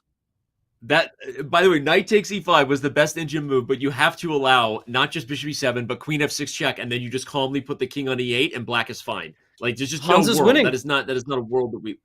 Wait, h7 hangs... Knight takes e6 or h7. But everything was losing. Just take h7. Yeah. Take h7. No, I mean, it's everything check. was hanging, though. Everything. Wow, d6 is nasty. I know, but knight h7 was so concrete because it was with check, and then you go to f6, and the h pawn runs. You're a wizard, Harry. This 94? I mean, yeah, it's winning, but... No, but d7. D7, rook c1. It must be over. What? Okay, fine. Okay, d7 now. D7 now. Okay. The back rank is just... The back rank mate. That was too many ranks coming out of my mouth. But the back rank mate should win for white. Yeah, it's just over, yeah. Okay, yeah, Dennis can't hold this. Rook c8. Rook b8. There was rook b8. Fine. Or rook c8, yeah. Oh. Okay, rook c8 still. All right. Okay, wait. Danny. This didn't work. But can I show you something cool? You got the microphone, so let's go back to the game. I just want to show something. I just want to show something. What was the position? Rook a8. Okay. Rook a, like takes rook c8, knight d8, rook a8 stalemate. Oh yeah, same idea that saved Dennis before as a stalemate. That's a draw. Can you imagine? Yeah. By the way, white wins on anything like knight h7. Everybody, you just give the king a move and then you win. But Levy's idea is brilliant. Okay. It's a nice little trap, back to the game. That was Hans Niemann's best game. Yeah, for sure. Hans Niemann wins. We have less than 2 minutes left in the 3-minute portion, everybody. Can he bring it back to within 2 games? I think this is a doable comeback in bullet for Hans if it's within 2. 4, okay, if he loses this game, Bob's your uncle. But if he wins, he has a real chance, and even 3 games is possible. So we're still in it. In a close match. Oh, for sure. That was a fantastic game. That was definitely Lazavik's worst game of the match so far. Yeah. And the moment where at the end he had the blue arrow and I said I would eat my hoodie, I mean, he had to sacrifice a knight and allow a kingside attack, but somehow have enough tactics to save the position. I mean, it was unfathomable. This line that he's playing, knight c3, Lazavik, this is some sort of new cutting edge stuff in the ready, which most people watching aren't playing because ready is something that, top grandmasters are now playing to avoid opening theory, but you put a knight on c3. So if you back up like 3 moves, we don't have to go too far. Yep. But it looks like an extremely anti-positional move for Denis. Like, what is knight c3? But it's a new thing. This is what they're doing now. Okay. New move order stuff. Denis Lazavik is all over it, and he has a teeny bit of an edge here, although the knight just undevelops itself because it wants the c4 square at some point. Interesting. You rook back to e1. Very interesting. I like White's bishops. Yeah. It's funny. Both bishops are sort of awkward on b2 and h7. Both kind of out of play, but both potentially back in the game if they could wiggle their way into something important. So it's just an interesting dynamic there. Okay, rook e8, final game. So much hinges on this game. If it's a 2-game winning streak for Hans that goes into the bullet, anything can happen. Really anything. Yep. I mean, it's hard to understate how important this game is and how much pressure there is on Hans. Mm-hmm. Agreed. It has happened before. We have seen 4-game comebacks, but it's again, you're in historical territory. You're going into the record books if it happens. So you want to win now. This is officially our last 3-minute game. As you can see, the timer above Hans Niemann's head has hit 0. White has a bit of an edge here. This is a great game for Denis Lazavik. That's one thing that has also been very consistently smart about him, Levy, is that his rebound games have been very good. He rebounded when he blundered the stalemate, won right away. And even if he doesn't win this game, like if he holds the draw, this is just a very smart way to play a solid game right after something went crazy. Denny, he's also threatening bishop c1. And the threat is not just bishop f4, it's bishop takes h6. Like, it almost looks like positionally, White is just completely winning. I mean, I don't see a move for Black. I guess he's trying to... And there it is, and Hans has to lock in, man. Okay, computer says the only move is knight d5. No hands, that's the computer, which, by the way, stops both threats. It guards f4 and stops Levy's bishop takes h6. And Hans Niemann finds it, the best move. And that's why he went rook e7, because on the previous move, his rook was on e8, and rook e8 would have won the game. So this is why he played the rook to e7. Very good defending from Hans. Yeah. Hans is finding all the best moves to keep himself in it. And the time advantage is very, very small for Denis. So this is likely a scramble. Still anybody's game. Okay, now is bishop takes h6? Did he... Wait. No? It's not... Oh, the knight defends it. Sorry. I was just testing you. You passed the test. You barely passed that test right there. I was asking you for you. You're welcome. Was just, I was just chilling. Now I actually don't know how to make progress, by the way. Like, I straight up have no idea. Hans did great. And bishop g5 is a nice idea for Hans, too. Bishop g5, and you can put a knight on f4 in some lines. I like it. Not right away. I like it. King h7 is also a fun move. By the way, h4 is a move that the computer has been calling for with bishop takes, and then you slide the queen over. That's kind of crazy, so I'm not even looking at it. We're back to just eval bar analysis, but that was a wild move that White could have played. Wow. Queen g3 voluntarily damaging his own pawn structure because it removes the most active defender of Black's position. This is just amazing stuff from Lazavik. Very instructive for anybody. Fg3 is not a move we see a lot, right, Danny? Like, you don't see this kind of structure. It's not. And by the way, now h4 is a lot more obvious, and he finds it because g5 will be trapping the bishop where it sits on f6. Denis Lazavik has got Hans Niemann's back against the wall literally here. You cannot go to bullet down 4 games. No, Hans is yelling. He's missed it. It's actually over. He is completely lost. H5 traps a bishop and G5 traps a bishop. Unbelievable. Denis tapping his chin like, do you know where the resign button is? God. And he's found it. Wait, he just resigns. I don't think he realized the 3-minute portion was over.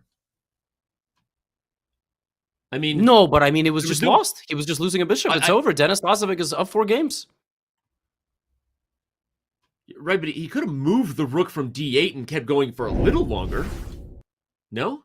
No, but h5 was trapping the other bishop. Sorry, that's double threat. It was a double threat. Double threat. Yeah. Double kill, Crazy. double threat. Literally, Denis Lazavik is doubling up right now. He's got 4 games as a lead heading in to Bullet. Levy, did you think we could possibly be here?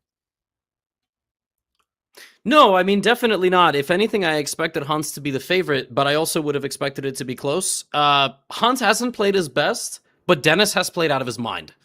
That's really the summary here. Yeah.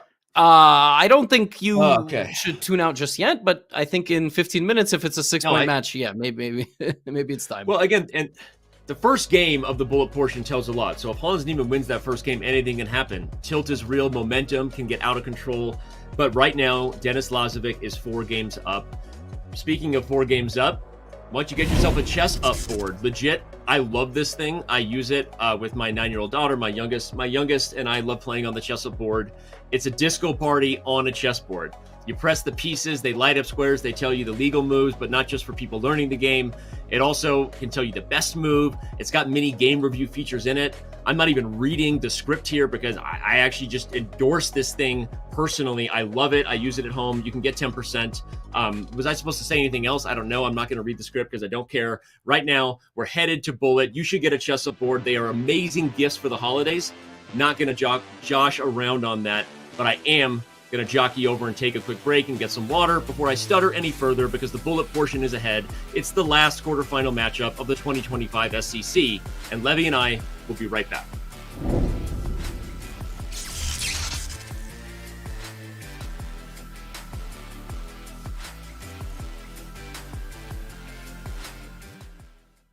Has this ever happened to you? Oh, shoot. Another mouse slip. What about this? Oh, well, holy bishops en passant. I think I'm getting carpal tunnel. If only there was a way to play online chess with a real-life board. What if I told you you can with Chess Up 2? That's right. With Chess Up 2, you can now play over the board online. Wow. Simply connect your Chess.com account to our state-of-the-art Chess Up 2 and get a game started.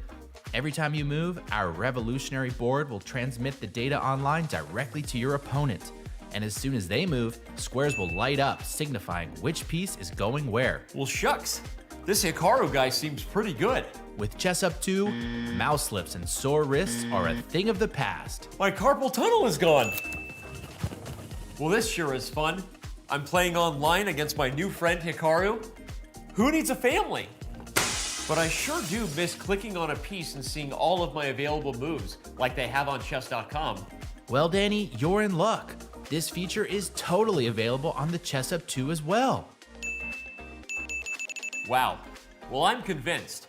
But hey, what if I don't just want to play an opponent online? What if I want to use one of Chess.com's other great tools? I thought you'd never ask. With Chess Up 2, you can fully take advantage of the Chess.com integration by playing bots, analyzing your offline games, and even using our optional AI assistants to visualize the quality of moves with color-coded hints. Well, holy Chess Up, you did it. You made IRL chess cool again. You got it, Danny. And how do you know my name? Play chess today on the board of tomorrow. Everybody has days where they just don't feel up for it. You look in the mirror and you're not your full self. Neurogum, energy and focus. I know a guy who uses the gum to help get ready for his day. And it tastes good. That's the energy and focus this guy needs to go bring smiles to the faces of chess pieces everywhere. There he is. That's my guy. Always forward, never back. Neurogum, helping little pawns feel big since 2015.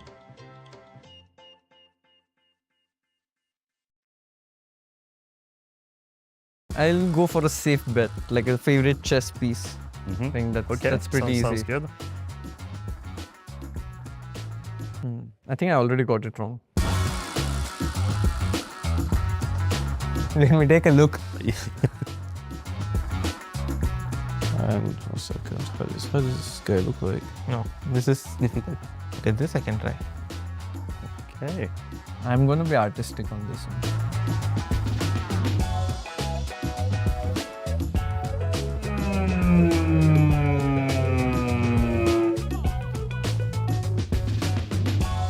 I think I'm going to skip this. Do one more. We have time. You can do one more. This does not look like what it's supposed to look like. The start was really good. I was thinking this is the best by far today, but then you kind of derailed at some point. That was really, really bad. Okay, there you go. Amazing. Rook, yeah. That's a rook. Yeah, brilliant Good job. information. Yeah, I thought you will think it's a knight or something, but... Oh my god, drawing is hard.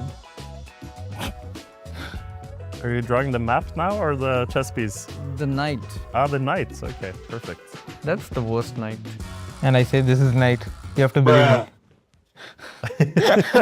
Okay, this looks good. Should have been a door somewhere. Should have been a door, but now no door from this. Or maybe we can make a door here, yeah? So all of a sudden. Impressive. Not really. And probably we should add some cat. But I'm not so sure my cat will be too nice, so. Let it live here. I think we should keep this. Yeah, we can keep it in the... Like, out of the frame. It's so bad.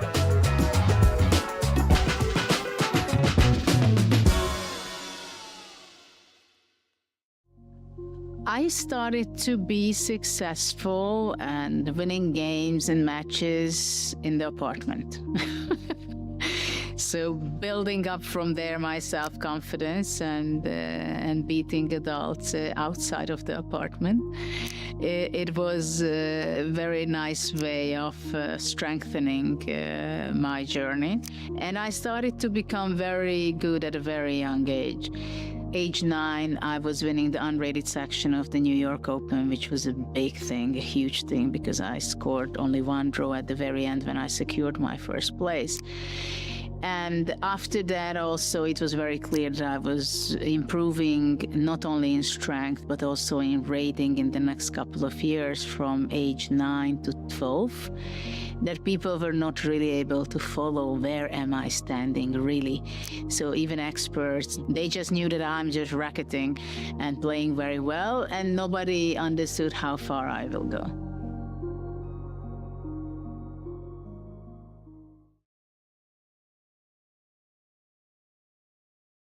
Can you recommend us a series or a movie that you love? Yeah, Peaky Blinders series. I like Mission Impossible. One of my favorite movies, probably Inception. Probably everybody has already watched it, but if you haven't, you definitely have to. Everyone should see Lord of the Rings at least once. I had quite a fun watching Better Call Saul. Yeah, I guess RRR for people, I think a lot of people are enjoying it.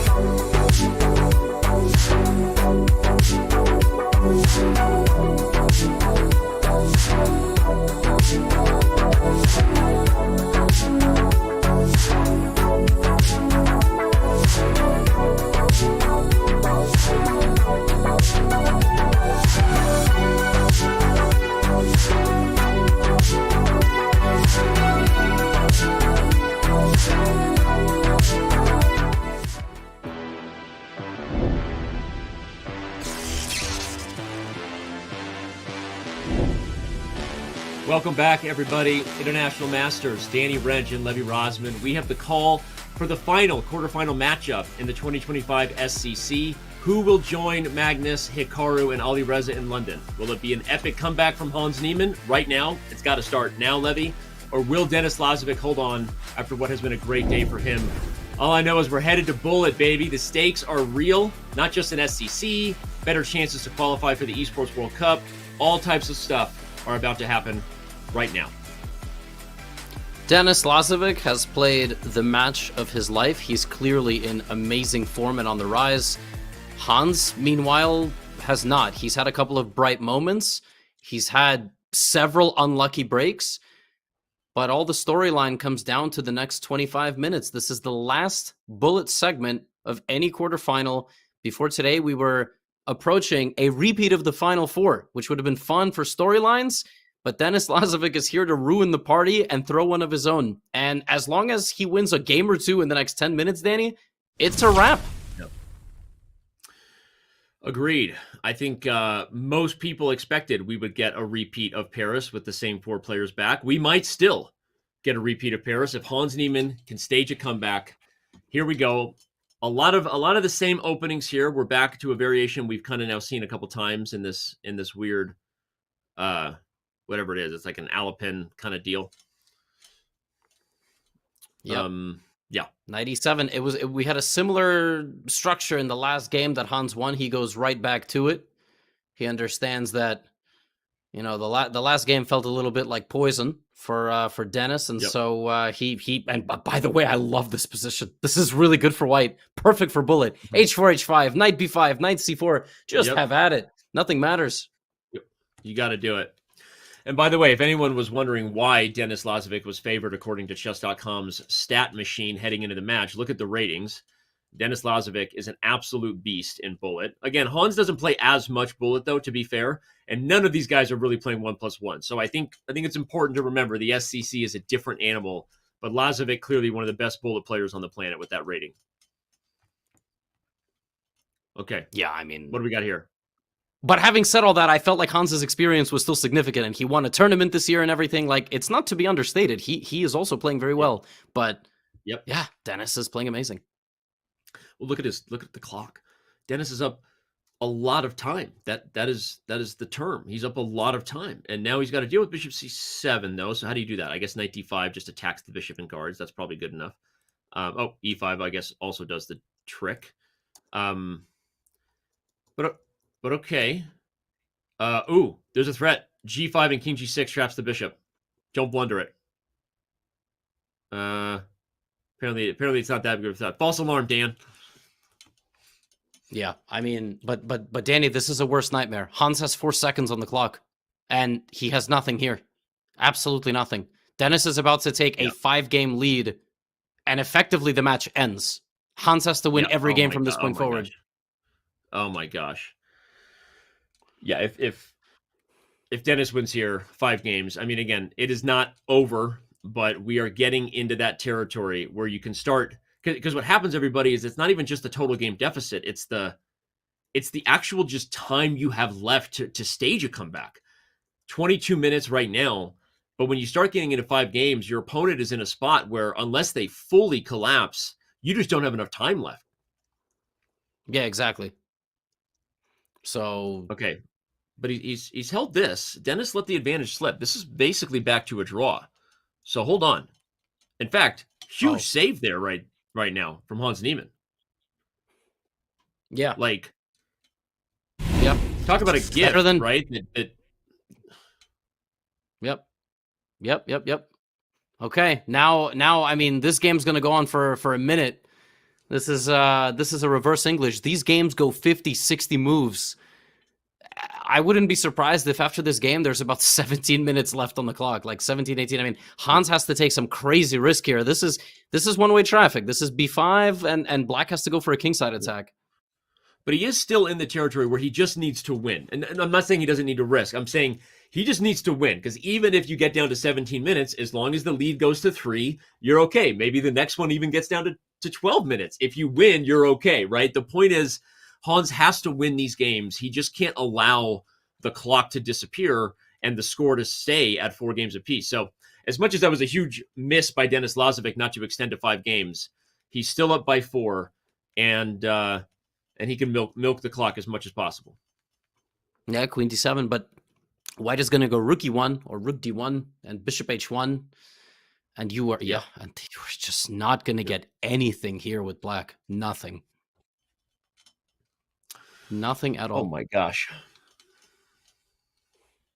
Okay, Lazavik putting pressure. Again, missed a chance to push it to 5, but increasing his chances to push it to 5 games again. Oh, Danny, I think there's a plan here like F3 Queen H2. I have a feeling that might have even been a plan on a previous move, but this is really strong actually also from Lazavik. I mean, Danny, if you swamped all the games of the match, the player with Magnus, he's playing the way Magnus beats people. Like systematic across different structures, openings, styles of positions, clutch moments, just incredible. And we got to ask him if he feels like he was playing like in top form today. Right. I mean, it has been Magnus-esque. I saw a comment earlier in featured chat that was saying either Hans is in bad form or Denis Lazavik is playing like Magnus or Hikaru. I think both can probably be true, but I think Denis Lazavik really should get a ton of credit, regardless of whether Hans had his best chess, because he is beating people. Look, this is just a one-sided chess. Okay, he's like, maybe is he always converting the most accurately? Like, probably not, but he's just dominating right now, and these openings are just so tough to stage a comeback against, especially in Bullet. I said in the beginning, this type of structure will go 50, 60, 70 moves, and there's going to be 17 minutes on the clock at the end of the game. And if Hans defends himself, we're going to get down to 17 minutes. He's going to bleed 4.5, 5 minutes off the clock, which is crazy, and he's going to win. So it's a conundrum in the Speed Chess Championship. Do you defend as long as possible, or do you just throw the game and try to get more time to play? But at this point, you're down by 4. I mean, I don't think throwing the game is even an option. You're just hoping for your opponent to blunder, which it doesn't look like something Denis Lazavik plans to do. By the way, Queen H7 is now coming. Oh my gosh. Oh my gosh. It's 5 games. Yeah, Hans Niemann has to win every single game from this point forward. I think if he even draws one, it's a wrap. Well, he throws his hands up right there. A bit of a hat nod. I don't think he was disrespecting it anyway. I think Hans was like, I don't know that I can beat this guy today. He was kind of hands up in the air. I don't know that I have it to beat Denis Lazavik when he's just playing chess like this. So he's Denis Lazavik could be on his way to shocking the world, denying everybody the repeat of Paris 24, but putting his hat in the ring as someone who could win the SCC. Magnus, as we said, was a 58% chance according to the Poly Market. Denis Lazavik was a 3% chance. So now he's got to go up against Magnus Carlsen if he wins. Not over yet, but if Denis Lazavik goes against Magnus, I'm sure he'd be happy to be there at that point. And I'm just saying. I don't know. Yeah, we're not calling it just yet, but I don't think being down 30 seconds and down 5 games is pushing in the right direction. I mean, it's really one of these things. I've been on the receiving end of one match in particular where I felt like I could do nothing. There was nothing I could do to win. That was quarterfinals. I think I once played Eric Rosen, and he just had it that day, and I didn't. And you still have to play. I mean, you just have to play every game, and the other guy is like, look, 32-30 bullet. Like, it's just crazy. Yep. I wonder where these pre-match predictions come in on the stats team. Is it the recent games he's played on Chess.com? Like, has he just been in good form online and we've missed it? We have a whole, I mean, we do actually put a lot of effort into them because we want them to be accurate. So I, as a commentator, do everything I can to make fun of the stats, and I'm teasing. When I agree with them, I agree. When I don't agree, I'm just honest about it. But the truth is, the stats tend to be pretty accurate. It runs as effective in a model as it can, which is both their current games on Chess.com, if they have history in terms of classical chess, rapid and blitz, but there's a lot that goes into it. And,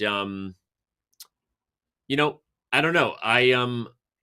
At this point, they're inaccurate the other way, Levy. They're not inaccurate because they predicted Denis Lazavik to win. They're inaccurate because they predicted a closer match. And at this point, Lazavik is he's just doing his thing. Yeah. And of course, like, when you're down 5, you will not be playing your best. If you haven't played your best for 3 hours, it's not going to happen in the last 15 minutes. I mean, it's just life. You would love to see that type of stuff, but it doesn't happen. And, Danny, like, it's interesting. Usually in a chess match, you can win while you've been outplayed for 4 hours. Not in the Speed Chess Championship. In the Speed Chess Championship, if you've been outplayed the entire match, you're not just gonna like immediately turn it around. Yeah. It's like in most sporting events, it takes time, right? And Yep. yeah, man. I mean, credit to Denis because he has played great. Yeah, it's just crazy. And by the way, that piece stack was sort of questionable and dubious according to the computer, but according to Denis Lazavik and Bullet, it was exactly what he needed to do. It brought some practical pressure to Hans's king side. Hans is trying to defend. Will he? Okay, it's by the way, if Hans wins this game, we start to do the thing of going, okay, where we go from here. You got to win this game if you're Hans. I don't even care what the computer says. You just find a way to swindle that black king. Oh, I think he's making progress. Okay. Nah, maybe not. Come on, Hans. I don't know where the mate is, but I don't know. He's got only 1 second. That's the problem. Denis has 3, 2, 1. Denis gonna lose. Running out of time. Denis gonna lose. He blunders his rook. Denis gonna lose. What? What is going on? Crazy Three's mate. Oh my god.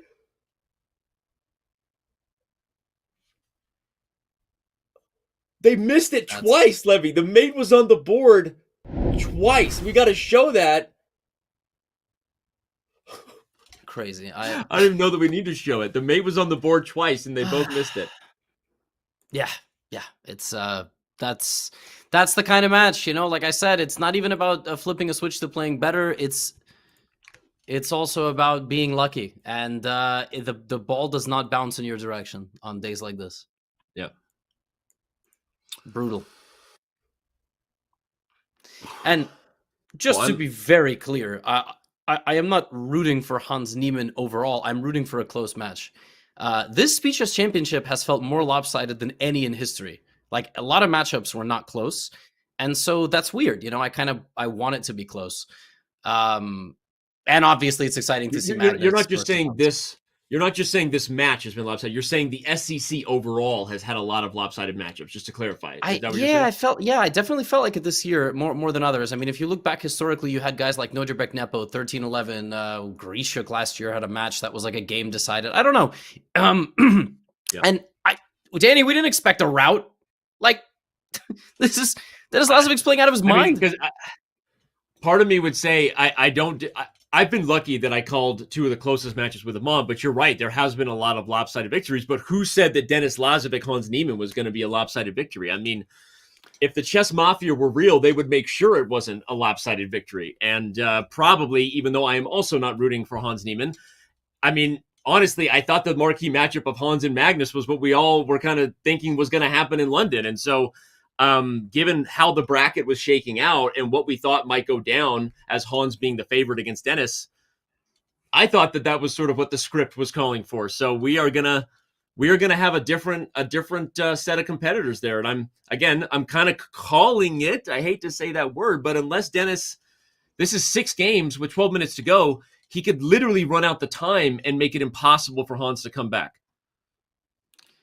Yeah, on a personal level, I'm a little sad because I don't think my interviews with the players will be as exciting. You know, I kind of doubt I'm going to have an interview like I did last year with Denis Lazavik, you know.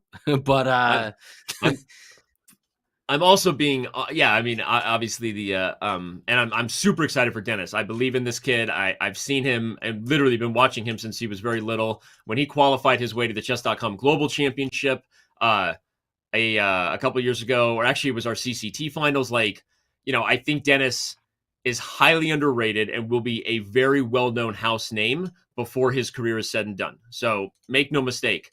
But I also was very excited for Hans Niemann to be in London, if for nothing else, for the content of the interview between him and Gotham Chess. That's the truth. So that's not going to happen. Yes. And although he's winning this game, but there is a tendency in these matches to play the last few games in a horrendous quality, especially if you're winning the match. It's always nice to end on a win, but when the match is already won, you kind of relax. It's just the truth. Yeah. We will be seeing, and again, it's just, probably lose a couple games.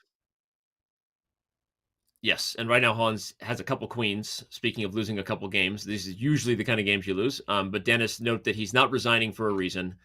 Every single second he takes off the clock at this point. By the way, that was made on H1. Doesn't matter. Hans is going to win. He's trying to pre-move his way to a victory because his only chance is to not just win this game, Levy, but find a way to pre-move his way to victory for the remaining games. Yeah. Denis Lazavik took a little deep breath. That was the most amount of emotion he's shown in about 3 hours. And he just goes right back on the horse. It's a 5-game lead with 10 minutes to go. And unless Denis Lazavik starts resigning on move 5 every game, we are looking at a pretty massive result for that young man. And his reward is to play Magnus Carlsen in London. Oh, such is life. Although the way the way that Denis played today, I'm not counting him out against anybody, especially because, again, you called it. He played Magnus-esque chess, but he also has the type of style that, again, if he's on form and it's going well, he's tough to beat. And Denis Lazavik deserves to be there. He is not going to be an easy out for Magnus Carlsen, again, assuming we do not see the type of tragedy that I don't think we're going to see. I think Denis is doing great here, and again, with the time that is ticking on the clock, we're going to be under 8 minutes probably before this game is done. That's the truth. Yeah, for sure. And I don't see Denis doing something crazy and losing this one. I'm just trying to see. He also had a good World Rapid and Blitz, Denis. Yeah, he played in the World Rapid. He gained 26 points. He only lost 1 game. He lost 2 games to, 2 people that probably you've heard of, Grishuk and Fabiano Caruana. He beat Prague. He beat Liu Shanglei. Beat a bunch of grandmasters. And then in the World Blitz, he also gained some points, although he did not do as well as he maybe could have. Danny, in however many games he played, he lost 2 games. So, yeah, I mean, Denis Lazavik he's for real, dude. Dude is 3,200. I mean, it's not an accident. Once it's up the exchange here, I know the computer says it's level, but if he can win this game, I guess I'm just looking at the math. No, I think it's just too much at this point. Wow. If Denis sacks the queen and takes D1. Oh, he missed queen C5. Denis saw the... Oh, he missed queen C5. It threatens the queen and mate. Okay, so... Wow. Well, what's going on here? Talk about funsies. Yeah, but it's what I said, no? I mean, you relax. Like, the game quality of the last few games is going to be much worse than the previous games. He's just chilled out. I mean, there's 8 minutes, and Hans has to beat him 4 more times. It's impossible. So... It makes sense. If this was an hour ago, he would not have blundered that, I think. He would have sort of... Yeah. But, okay, now he's going to give some checks. Well, some interesting stuff. And you made a comment about Denis Lazavik's World Rapid and Blitz performance. We were going to ask Hans if he got to a post-game interview in our prep why he wasn't playing the World Rapid and Blitz, or at least he's not confirmed yet. He could still play. I don't think it's over yet. Unlike this match, which is okay, but stranger things have happened. All right, let's just pretend for a second that Hans Niemann has won 2 games in a row, and he still has time to make a comeback. Although, what in the world just happened here? What is that? I don't know. I mean, I can pretend all I want. It's, unless Hans starts getting 2 points for a win, which maybe you guys can start doing to make it a little more exciting. In the last 3 minutes, points are worth double. But how's that? A fascinating idea. That would be the one thing that would really prevent anyone from resigning a match. By the way, we did update the rules. The OG Speed Chess Championship rules, which were evolved from the original Blitz death matches we used to do. So if you're a fan who remembers the original Blitz death matches, you should out yourself now because you're a true OG and we love you. But the original rule was, first of all, do you know that the original was just only bullet? It was no, our producer and OG for sure. It was no blitz, but okay, we evolved the death match to be blitz and bullet. And originally you were not allowed to resign. Like you had to be humiliated no matter what. It was evolved from literally a name called deathmatch. I don't know what we were into back in the early days of Chess.com. But now you are allowed to resign once the clock is under 10 minutes if you wish to do so. So I don't think Hans is going to resign here. But in theory, if he loses this game and decides to, he is now allowed to resign once the total clock is under 10 minutes remaining. Yeah, and the next thing you have to implement is you're allowed to forfeit all of your prize money, but in the last 5 minutes, points are double. It's a That is button they have to actually press. that is actually fascinating. This is like, I'm not on camera. I just sat up and started rubbing my hands instinctively. I don't even know where that comes from, like an evil Burns meme. I was like, let me think Yeah, about you're a the new Simpsons exciting- character, yeah? Yes, a new exciting chess format. I love this idea. I love this idea of how we keep the stakes interesting there all the way to the end. Okay.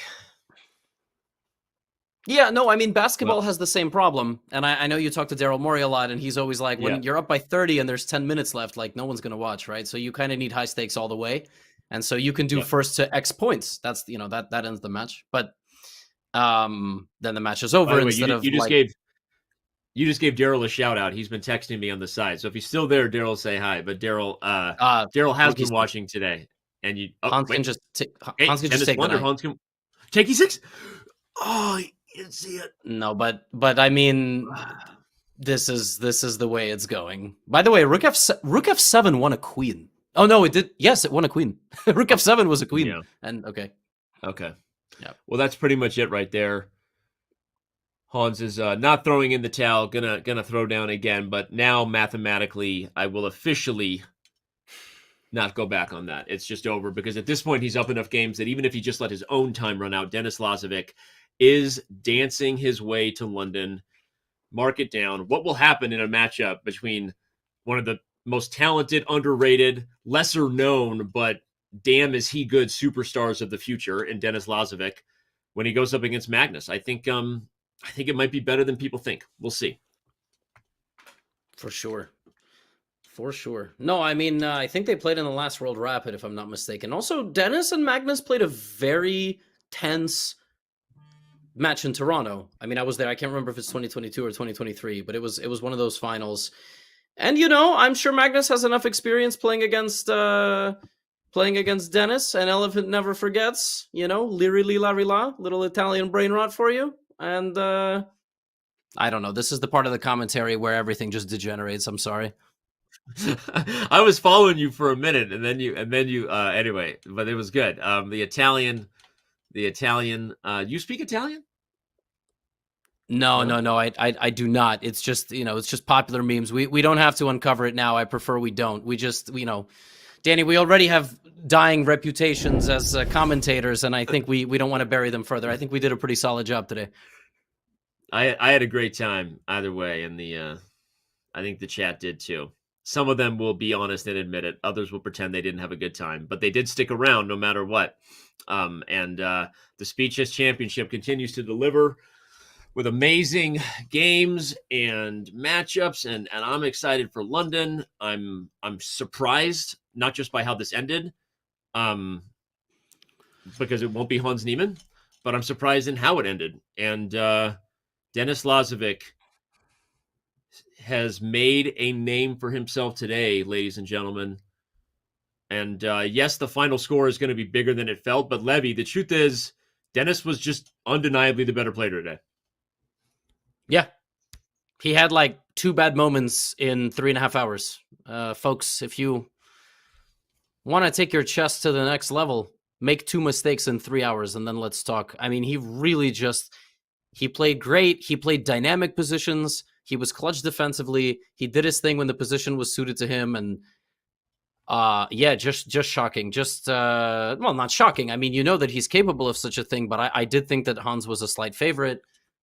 And I was completely wrong. Denis played amazing. Well, we were both wrong. I also thought Hans was the favorite. And we'll see. And I wonder who Magnus would want to play. We didn't quite get into that in the interview that we had at the end of his.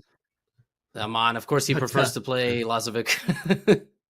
Okay. I mean, I think from a historical perspective, in terms of there being zero love lost between Magnus Carlsen and Hans Niemann as human beings, I'm not pretending that. But I also think from a chess perspective, I wonder how Magnus feels like just comfortable that he could beat Hans again like he did in Paris versus Denis Lazavik being a new animal. You know what I mean? No, it's tough for Magnus. I mean, I have brought this up in recaps. Like, you can beat Hans 20 times, but the second he beats you in a match, he was extremely close in the World Blitz. Like, yeah, it really shakes you, and it shows you how much of a relief it was for Magnus in the World Blitz, because he ended up sweeping like the next matches, right? Like, and then obviously there was a whole split title thing, but yeah, I mean, he prefers to play Lazavik. Lazavik will be tough to beat from a chess but perspective. I'd love for you to ask him. I mean, obviously you will be leading interviews and doing all kinds of content from London. More reason why people should be there. Get your tickets now. But I'd love for you to ask Magnus, because I'm sure he was watching at least some point today, even if he wasn't watching commentary. I know he would be following it at Chess.com events directly. And I'm curious what his feelings would be, because if Lazavik played so well, if it was like, damn, this kid's going to be, a little bit of a different opponent than Hans Niemann. So we'll see. I think the challenge of an improving player is interesting to Magnus. I think chess is only interesting to Magnus in the form of, not memorizing openings, playing different pawn structures and positions and lines and setups, and playing young players who want to beat him. And yeah, Denis Lazavik is that guy. They've played a bunch, but every time they play, he's getting better. It's actually not clear if Magnus is getting better or staying the same level. Like, that's the truth, right? Like, you just don't know, because is Magnus actually improving at chess? That's the interesting thing. That's a very fascinating concept. And he finds a way to win, but is he getting better every year? I don't know. Mm-hmm. That's actually, we should probably ask Magnus. I think Magnus has said before that his peak was somewhere in the 2013 to maybe 2016 era. I think I've heard him say that. But so by that he would say he's not getting better because he feels like that was his peak. But is he still, is he still the best player in the world, bar none, when he focuses and buckles down? I think that is the case. But at some point, one of these young players is going to shock the world. It will happen. And will it be London?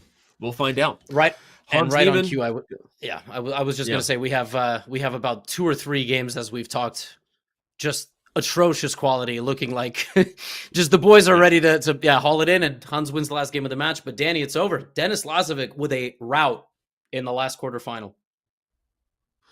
Congratulations to that young man, Denis Lazavik. Hans Niemann not sticking around as expected, and no shame in that. A frustrating day, obviously, for the American Grandmaster, but a huge day for Denis Lazavik. Makes a name for himself. And Levy Rosman, obviously we'll have an interview chat. This is your time. Get all your questions in. We will do it. But quick thoughts before we throw to a break and come back with our victorious player. No. I mean, we've been saying it for the last hour. This was really a breakthrough moment for Denis. He had a typical SCC run. This was his toughest test so far. He passed with just the utmost flying colors, like they are in the sky. And now we'll see. We'll see what the potential is. And the next matchup will be in 3 months' time. He might play Magnus in the World Rapid and Blitz, Danny. But today he should celebrate, however he's going to. Well, he will be celebrating with us in just a moment. Don't go anywhere, fans. We now know who will join Magnus Carlsen, Hikaru Nakamura, and Alireza Firouzja. His name is Denis Lazavik, and he joins us when we return.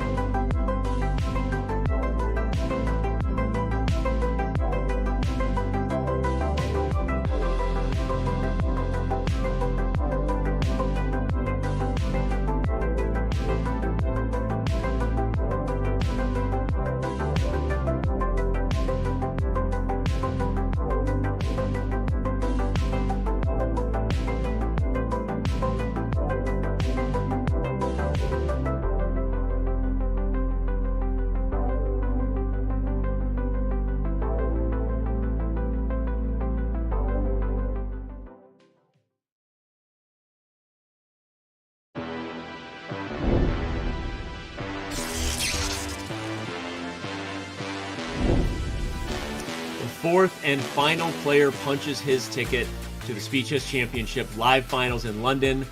It is Denis Lazavik. Denis, congratulations, and just tell us right now in this moment, how excited are you to go to London, and how does this day feel knowing that you played just in an absolutely incredible match today? Yeah, thank you. Of course, I'm very happy to win.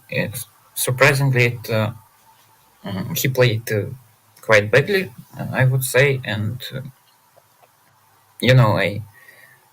of course, I'm very happy that I will be playing London, and I'm a bit tired, so it's hard to say something, but yeah, I'm happy, of course. Denis, I asked you in Russian, so now I will ask you in English so everybody understands. Did you feel you were in good form today? Because it felt like you won the match quite convincingly, and it was less about Hans playing badly. Did you feel you were playing very good chess today? Yeah, after first games, I felt this, but also, after first break, the score was evil, so I also thought that he is playing good too. But after the first break, I won like 3 games in a row, and after this, I felt already that I'm a huge favorite and I could win. Well, I was going to ask that in terms of how did you feel about yourself coming into the match. After you won a few games, you said you felt like the favorite, but the Chess.com prediction stats machine also said you were the favorite coming in, even though I will say guilty as charged. I thought Hans was the favorite, and I think Levy did as well. So how did you feel about your chances, and how did you think about how you matched up with Hans in terms of your style? And just give us a little bit of a pre-match mindset that you had coming in. Yeah, I also thought that he is a favorite. I had pretty much interview for Chess.com, and I said that he has like 60%, and I has like 40. Also, Magnus said that he's favorite, and I agree with it. Even after the match, he played much more strong tournaments than I did, and he did very well last year. So even after the match, I think I'm not stronger than he is for sure, but somehow he played not great today, and I prepared some openings. It really helped me, especially as a Sicilian. I usually play first e5, but I prepared some first c5, and I had a couple of good games in this knight h6 variation, and also second e6. So that's all what I did before the match. Denis, you obviously have a lot of success in rapid blitz, bullet. It's very obvious. Your ratings are 3,200, and now you're in the semifinals. What are you focusing on the most now? Is it speed chess, online chess, classical chess? What's your main focus? Yeah, now probably online chess, but of course I would like to play like European Championships and qualify to World Cup, and to achieve like 2700. But now I more successful in online chess, and also there are good prizes here, even sometimes more than you can earn in World Cup. So I don't know. I would like to be successful in any part, of chess in classical also. But now I'm playing more online chess, so I'm happy that at least I'm successful here. So maybe in classical I'm not so good, but somewhere I'm quite good. Well, I'm curious, and I'm I'm going to throw this as one of our featured chat questions, but I'm going to paraphrase a little bit. The question was, where do you want to be chess-wise in the future? And I'm going to ask, because Levy and I were talking about you and how talented you are, that you're only 19 years old. There's obviously a lot of years left in terms of chess, and you talk about how important online chess is to you. But for you, in terms of over-the-board, classical, and rapid in particular, do you feel like it's lack of opportunities, lack of invites to get chances to play in some of those elite events? Or is it not as much of a priority for you as it may be a different generation playing a lot of online chess? But what are your ambitions in terms of how good you want to get 2,700 and beyond? And how do you look at getting invites and getting opportunities to compete in top events? Yes, of course, now it's not so many opportunities and invitations. I'm only like 2,600, and also due to war, especially so. But I just feel that I'm playing better in classical chess than 2,600. So I think I can like maybe achieve 2650 or something quite easily, and then I will need to improve. So I won this year good classical tournaments, and yeah, and in terms of rapid and blitz, yeah, there are like only one tournament in a year. For me, this world championship. So of course, if we compare like online blitz and offline blitz, I can play online blitz every day, and I do it mostly, but over the board blitz, it's really hard to practice. I have like also 2,600 ratings, but I'm sure that I'm playing better than this rating. Another question from the audience. Do you have a ritual before your games or matches? Any routine, something special you do?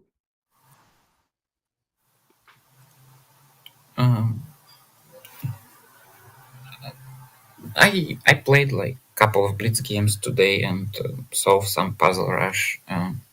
That's all for chess, and I just try to, because the match was like was starting at 9 in the evening, so I was trying to save some strength for it, because I woke up at 10, so it's like the whole day I had to do something and not tired, so I just chill a bit. I watched some videos, I read some book, and that's all. When you're solving Puzzle Rush, do you prefer your phone or the web? Just curious. No, I've never solved on phone, so I only my laptop. Partly a chat question there, squeeze in. I'm curious. But anyway, Denis, it's just fantastic to see you succeed on this big stage. You've been a sneaky, dominant, best player in the world in terms of online blitz chess for a very long time. Telling stories about when you first won a Title Tuesday as a FIDE master that I remember. So I just want to say that I applaud you, and it's just so amazing, and I'm so happy for you, and I can't wait to see you in London. Yeah, thank you so much, Danny. Thank you. Congrats, man. All right, Levy. Well, that was Denis Lazavik, and stoic as ever, I think, but a difficult foe for anyone, and he's going to be a handful for Magnus in London. Yeah, for sure. I think Magnus is hoping he doesn't get his visa approved. We got to get that Denis Lazavik visa process started immediately, because he's one of these guys who has an incubated rating. The real reality about the world is there are so many young players who are 25, 2600 that are not playing on the same places like the Pragues and the Gukeshes and the Erigaisis and the Nojerbeks and the, like I said, Vincent Keimer is the sleeper prodigy of the world. Dude is up to world number 4, and he's like the same age or younger as a bunch of the other prodigies. You got Denis Lazavik. I called out Nogerbek. That's like one of the young Kazakh stars. You just find a country. It's got a 2,500 GM nobody's even heard of yet. So it's very cool. And it's also cool, Danny, that he said that the Speed Chess Championship pays more than the World Cup. So there's your corporate blessing. All right. Hey, I noticed, but I wasn't going to bring it up, and then you said it. No, but look, I mean, the game has changed to some degree in terms of a generation that grew up online, has seen the stakes go up. There are literally hundreds of thousands of dollars available in online events now. It is an ecosystem where we all have the same prestigious views who grew up looking at the World Championship and these other events.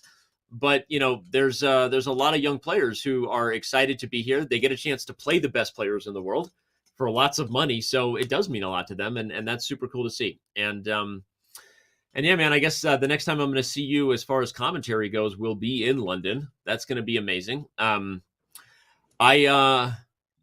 don't even know what's going to happen in that Hikaru Nakamura Ali Reza Firouzja match. Obviously, we think Magnus Carlsen is the heavy favorite against Denis Lazavik, but so much ahead going to be happening in London. It was a pleasure working with you today, Sir Levy. You're pretty good at chess commentary. I don't know if you've considered that for a thing that you do. So yeah, likewise, it was a pleasure. I think we broke things down in a good way. Credit to the players. And a strange end of the year for Hans Niemann. I mean, I guess he's going to play in the last freestyle event in South Africa, but he's not playing the World Rapid and Blitz last we checked. And so, yeah, kind of a crazy turn of events. And Denis Lazavik is going to play World Rapid and Blitz and is going to play in February. So, really looking forward. I mean, honestly, it's amazing to see.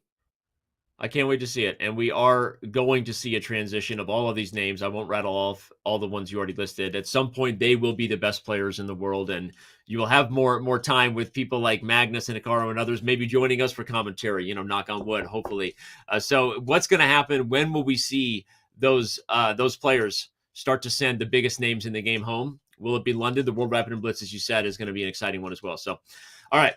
Well, this is it. The next time we are with all of you fans, some of you will be with us in London. We hope so. And the rest of you will be watching from wherever you are in the world. But on behalf of the team, so many working super hard, the Fair Play crew, the event operations staff, the production, broadcast team bringing it to you, and all the prep that goes into this stuff, on behalf of Levy Rosman, my co-host, and all the other talent who had the commentary call to get us here, thanks for being with us. We will see you in London. It's going to be amazing. Cannot wait. The 2025 Live Speed Chess Championship Finals will be there. Talk to you then.